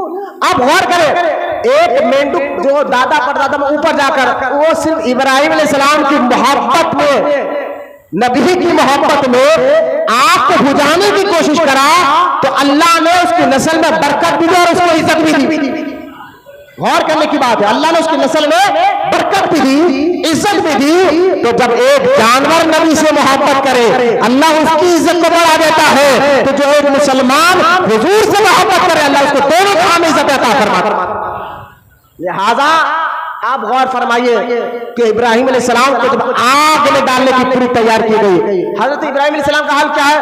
ना चेहरे पे गम है, ना टेंशन है, ना फिक्र है क्या होगा, कुछ नहीं है। अल्लाह के नेक बंदे की यही पहचान होती है। लिहाजा इब्राहिम अलैहिस्सलाम को जो है जब आग में डालने गया, फरिश्ते, हदीस में आता है फरिश्ते अल्लाह की बारगाह में इल्तिजा करने लगे, या अल्लाह अब क्या होगा, तेरा ये तो बंदा था, तेरा कलील, तेरा महबूब, दुनिया में लोगों को तेरे मारिफत, तेरे एक होने की पता दावत देता था, आज उसको जो है आग में डाला जा रहा है। यहां तक के हवा चलाने वाला, क्योंकि कुरान में फल मुदब्बिराती अमरा ये आयत है सूरत नाजियात में 28 या 29 पारे में, सूरत नाजियात में अल्लाह ने फरमाया फल मुदब्बिराती अमरा, अल्लाह ताला ने कायनात को चलाने के लिए कुछ फरिश्तों को मुकर्रर किया है। हवा चलाने वाले फरिश्ते अलग होते हैं, पानी चलाने अल्लाह के हुक्म से कोई हवा चलाने वाले, बादल चलाने वाले, सूरज तारों को चलाने वाले, ये भाई कुरान की आयत है, बोलिए सुभान अल्लाह। तो लिहाजा अब एक फरिश्ता हवा चलाने वाला, कई फरिश्ते अल्लाह की बारगाह में अर्ज करते हैं, या अल्लाह तेरे बंदे इब्राहिम को डाला जा रहा है, अब क्या करे, अब क्या करे। फरिश्तों से अल्लाह ने कहा रुक जाओ, खामोश हो जाओ। यहां तक के फरिश्तों के सरदार जिब्रील अलैहिस्सलाम कहने लगे, या अल्लाह क्या करना है? तो अल्लाह ताला ने कहा जिब्रील जाकर मेरे इब्राहिम से पूछ करना क्या चाहता है, वो खुद पूछ ले। इब्राहिम अलैहिस्सलाम आए, जिब्रील अलैहिस्सलाम फरिश्तों के सरदार है, आए इब्राहिम अलैहिस्सलाम के पास, कहा आप चाहते क्या है? अगर आप चाहते ये आग बुझ जाए तो मैं अभी, फरिश्तों का सरदार जिब्रील अलैहिस्सलाम कहते हैं, मैं अभी हवा चलाने वाले फरिश्तों को हुक्म देता हूं, वो हवा तेज चलाकर आग बुझ जाएगी, या पानी बरसाने वाले फरिश्तों को कहता हूं वो पानी बरसाएंगे, आग बुझ जाएगी। इब्राहिम अलैहिस्सलाम ने जिब्रील अलैहिस्सलाम की समान बात सुनकर कहा जिब्रील मेरे एक सवाल का जवाब दो। कहा क्या है? सिर्फ मुझे ये बता कि मुझे आग में डाला जा रहा है, ये मेरे रब को मालूम है या नहीं है? मेरे रब को, अल्लाह को मालूम है या नहीं है? कहा मालूम है। कहा छोड़ दे, फिर मेरा उसका मामला है, जब वो जानता है तो मैं उसकी रजा पर राजी हूं। इब्राहिम जब वो जानता है मुझे आग में डाला जा रहा है, तो इब्राहिम भी ऐलान कर रहा है जो रब की रजा है वो इब्राहिम की रजा, मैं उसकी रजा पर राजी हूं। यहां पर कुछ वहाबी कहते देखो इब्राहिम अलैहिस्सलाम ने जो है जिब्रील अलैहिस्सलाम की मदद नहीं ली, डायरेक्ट अल्लाह से मदद मांगे, तुम भी डायरेक्ट अल्लाह से मदद मांगो, क्यों गौसे आजम से मदद मांगते हो, क्यों गरीब नवाज से मदद मांगते हो? भाई जवाब इसका ये है, एक बात याद रखिए कि यहाँ गौर से सुन लीजिए, इब्राहिम अलैहिस्सलाम का रुतबा जिब्राइल अलैहिस्सलाम से आला है। जिब्राइल फरिश्ते हैं और नबी का गुलाम है, तो आका का काम नहीं कि अपने गुलामों से मदद ले, आका का काम नहीं होता कि अपने गुलामों से मदद ले। आका तो इब्राहिम अलैहिस्सलाम तो फरिश्तों का भी सरदार और आका है, लिहाजा इब्राहिम अलैहिस्सलाम ने कहा जिब्राइल तेरी मदद की जरूरत नहीं है, मेरा तारुफ डायरेक्ट रब से है, लिहाजा जो रब की मर्जी है वो इब्राहिम की मर्जी है। लिहाजा हमारा ताल्लुक अल्लाह के नेक बंदों से होता है, उनका ताल्लुक रब से होता है। लिहाजा इब्राहिम अलैहिस्सलाम को जब आग में डाला गया, फरिश्ते तर्रा रहे, अल्लाह होगा क्या? हवा कह रही चिल्लाकर मौला क्या होगा? जिब्रील कहते हैं मौला क्या होगा? अल्लाह ताला ने फरमाया ऐ आग, मैं अभी तक खामोश इसलिए था ताकि लोगों को बताओ मेरा इब्राहिम कितना सब्र वाला है, ताकि लोगों को बताओ मेरा इब्राहिम मुझे राजी करने के लिए किस तरह मेरी रिजा पर राजी रहता है। लिहाजा अब सुन, अल्लाह ताला ने इब्राहिम अलैहिस्सलाम को जब आग में डाला गया तो अल्लाह ताला ने आग का आग ठंडी हो जा, सिर्फ ठंडी, ऐसी ठंडी ना हो ताकि मेरे इब्राहिम को ठंड ज्यादा लग जाए, फरमाना इब्राहिम आग ठंडी भी हो जा और सलामती वाली भी हो जा, ठंडी भी हो जा और सलामती वाली भी हो जा, ताकि ठंड से भी मेरे इब्राहिम को तकलीफ ना हो, और जब आए तो सलामती वाली हो जाए। اب خدا کی قدرت کا کرشمہ ابراہیم علیہ السلام کا معجزہ دیکھے آگ میں گئے. اچھا آپ سن کر آگ میں ڈالا گیا اتنا آپ سنو گے کتنے دن رہے ہوں گے آپ؟ بولو گے نہیں ایک دن یا 1 گھنٹہ 2 گھنٹہ نہیں، ایسی آگ میں آپ 40 دن تک رہے. باہر سے لوگ سمجھ گئے اب ابراہیم السلام ختم ہو گئے. نمرود نے اپنے محل کے اوپر چڑھتے چڑھتے اسے بڑی بڑی عمارتیں، پہلا نمرود وہ بادشاہ جو زمین پر بڑی بڑی عمارتیں اس نے بنائی تھی، سر پر تاج اس نے رکھا تھا. وہ ٹہلتے ہوئے اپنے محل کی چھت پر سے نمرود نے جب آگ کی طرف دیکھا حیران ہو گیا کہ ابراہیم علیہ السلام بیچ آگ میں تخت بچھا ہوا ہے اور چاروں طرف ہریالی ہے اور آرام سے اللہ کے نبی ابراہیم علیہ السلام جلوہ فرما. یہ حیران ہو گیا، نمرود حیران ہو گیا، پریشان ہو گیا اور چلا کر کہنے لگا ابراہیم یہ کیا ہے، یہ کیا ہے؟ ابراہیم علیہ السلام کا یہی تو خدا کی قدرت کا کرشمہ ہے، یہی تو خدا ہے جو ساری کائنات کو پیدا کر رہا ہے. توحید کو سمجھیے آپ. ابراہیم علیہ السلام نے کس طرح توحید کو لوگوں کے دلوں میں بٹھایا ہے، عقلی طور پر سمجھایا ہے اللہ ایک ہے. لہذا اب نمرود نے کہا تم اس آگ سے باہر آ سکتے ہو؟ ہاں آ سکتا ہوں. کہ آ کر آتا ہے. نمرود یہ سوچا جب باہر آئیں گے تو پھر آگ لگ جائے گی. آپ باہر آئے، آپ کے جسم تو دور کی بات ہے لباس کو بھی آگ میں دھکا نہیں لگایا. اچھا یہ منظر دیکھ کر کم سے کم وہ سدھر جاتا، اللہ کی توحید پر اللہ کی قدرت پر یقین لا لیتا. نہیں بھائی پھر اکڑ گیا. اکڑ بڑی خطرناک چیز ہوتی ہے، اس لیے بولتا نا اپنے اندر سے عقل نکال کر قرآن حدیث کی باتیں سننا. اکڑ آ گئی تو بات سمجھ میں نہیں آتی، میں صحیح میں صحیح میں صحیح، یہ میں تمہیں لے کے دے گا. قرآن حدیث کا مذاق معاذ اللہ بنتا جا رہا ہے. لہذا جب میں نکل جاتا ہے تو کہتا رب تو صحیح تو صحیح تو صحیح. لہذا نمرود جو ہے پھر اکڑا. یہ اتنا بڑا منظر دیکھنے کے بعد بھی نمرود کو اور اللہ پر یقین نہیں آیا. اس نے کہا ٹھیک ہے میں تمہارے رب سے جنگ کروں گا، اعلان جنگ کرتا ہوں. اب ابراہیم علیہ السلام کو اللہ نے حکم دیا اب یہ بچنے والا نہیں ہے، آپ ایک کام کرو بابل چھوڑو دوسرے ملک میں جا کر جو تبلیغ کرو. اب اس کا یہ مجھ سے اللہ نے کہا ابراہیم یہ مجھ سے کہہ رہا کہ مجھ سے جنگ لڑے گا، مجھ سے جنگ کرنے کی تیاری کر رہا ہے. بعض لوگ آپ نے دیکھا ہوگا سوشل میڈیا پہ رب کو گالی دی جا رہی ہے. میں نے کہا چھوڑو یہ ایسے بدبخت لوگ ہیں رب کے نام پر اللہ تعالیٰ کی شان میں اگر گستاخی اور بے ادبی کی جائے تو اب رب تعالیٰ نے کیا حسین طریقے سے ان کا انتقام لیتا ہے. کہا مجھ سے لڑے گا تو اللہ تعالیٰ نے نمرود کو ختم کرنے کے لیے فرشتوں کو نہیں بھیجا مارنے کے لیے. غور سے سنیں آپ، فرشتوں کو نہیں بھیجا، نہ ہی کسی طوفان کو بھیجایا، نہ ہی کسی آگ کو بھیجایا. پانی کو بھیجا کے نمرود کو ختم کر دو، ہلاک کر دو، ڈبا دو. فرعون کو ڈبانے کے لیے پانی بھیجایا لیکن نمرود نے دعویٰ فرعون سے پہلے نمرود نے دعویٰ کیا نا میں اللہ سے جنگ کروں گا. تو یہ جملہ فرعون نے بھی نہیں کیا تھا تو نمرود نے کر دیا. تو لہذا رب تعالیٰ نے کیا کیا، حدیث میں آتا ہے ایک مچھر. یہ اللہ تعالیٰ کی قدرت کو ذہن میں رکھے اور محبت سے بولیے سبحان اللہ. لہذا ایک مچھر، یہ مچھر ایسا مچھر حدیث میں آتا ہے مچھروں میں وہ لنگڑا مچھر تھا، پیر اس کا ایک ٹوٹا ہوا تھا. اس مچھر کو اللہ نے حکم دیا وہ مچھر ناک سے جو ہے نمرود کے دماغ میں گھس گیا اور جو ہے دماغ کو کترنے لگا. اب جب دماغ کو کترنے لگا تو اس کا سر اتنا پکڑ لیتا تو اس نے بڑے بڑے ڈاکٹروں کو بتایا تو جب کوئی اس کو حل نہیں نکلا تو ایک بار کیا ہوا ڈاکٹروں نے کہا جب تیرے دماغ میں ہلچل ہو تو ایک کام کر سر پر ایک تھپڑے مارنے لگا. وہ خود سر پر تھپڑے مارنے لگا تھا تو فوراً مچھر ایک جگہ بیٹھ جاتا، کچھ دیر کے لیے اس کو سکون مل جاتا. اب یہ منظر یہ توڑا اس کو پسند آیا، دوا کام نہیں کرے یہ توڑا پسند آیا. اب نمرود نے اعلان کر دیا جو بھی میرے پاس ملنے آئے تو پہلے کیا تھا اس کو سجدہ کرنا ہے، اب نہیں جو بھی میرے پاس آئے وہ میرے پاس آ کر پہلے 2 چپل میرے سر پر مارے اس کے بعد میرے سامنے بیٹھے. اللہ ایسا ذلیل کر دیتا ہے جو اپنے اکڑ تکبر دکھا کر اللہ اس کے رسول کی شان میں بے ادبی گستاخیاں کرنے لگے اس کی عزت پھر کہیں نہیں رہتی. نمرود کو جو ہے سر پر چپل مارنے کا خود نمرود جو جس کو سجدہ کرنے کا کہتا تھا آج کہا کہ میرے سر پر 2 چپل مار کر بیٹھے. جو بھی آتا سر پر 2 چپل مارتا کہتا نمرود ہمارا یہ معاملہ ہے. بولے پہلے سر پر جتنا دبا کے مارتا اس کو اور عزت دیتا نمرود. جو سر پر جتنے دبا کے مارتا یہاں تک یہ معاملہ 1-2 دن نہیں چلا 400 سال چلا.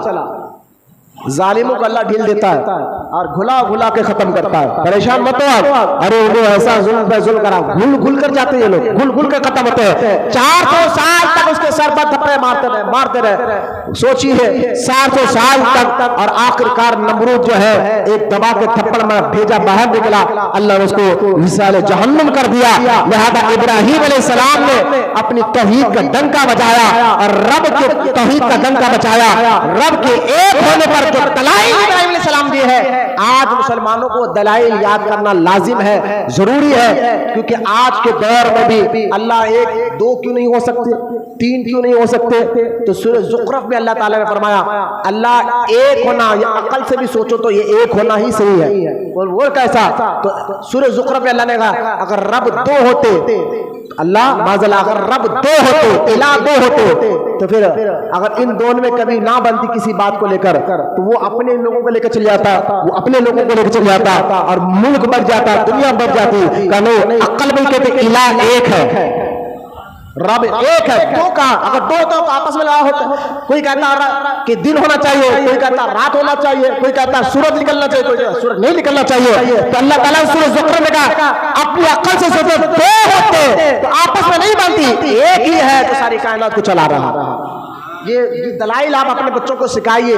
آج جو ہے نا بچے جو یونیورسٹی میں پڑھ رہے ہیں نا, ان کے ذہنوں میں بچے ڈال رہے, یہودی ایسے ذہن بنا رہے, عیسائی ایسے ذہن بنا رہے. دو کیسے نہیں ہو سکتے, تین کیسے ہو نہیں سکتے؟ لہذا عیسیٰ علیہ السلام تو خدا کے بیٹے, اس پر دلائل دے رہے عیسائی, اپنے اسکولوں میں دلائل دے رہے کہ عیسیٰ اللہ کے بیٹے. اور نوجوان مسلمان بچے جو دین سے, بنیادی تعلیم سے دور ہے, وہ ان کی باتوں میں آ کر اپنے ماں باپ سے بحث کرے کہ عیسیٰ اللہ کے بیٹے.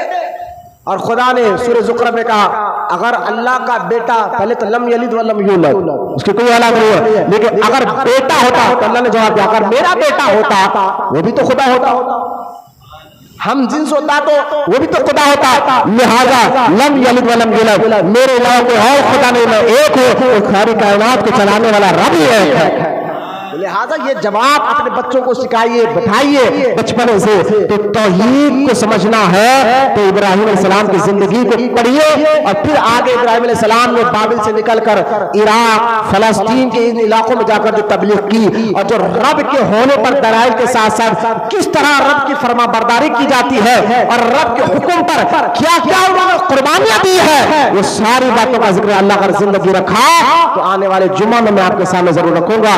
تھوڑا سا جلدی آ جائیے, پہلے ایک سے بیان شروع ہوتا ہے. تو میں آپ کو بتاؤں گا ابراہیم علیہ السلام نے رب کو ایک مانا, تو اللہ کو ایک ماننے کے بعد یعنی توحید کی دعوت دی, اور پھر رب کو جو ایک مان لیتا ہے تو اس کی کیا پہچان ہے, اس کی پہچان کیا ہے؟ اللہ کو مان رہے ہیں, اس کے بارے اندر تمہاری حرکتیں بتائیں گی کہ تم اللہ کو ایک مان رہے ہو, تو تمہاری اور میری حرکتیں اور عادتیں بتائے گی کہ ماننا زبان سے ہے یا دل سے.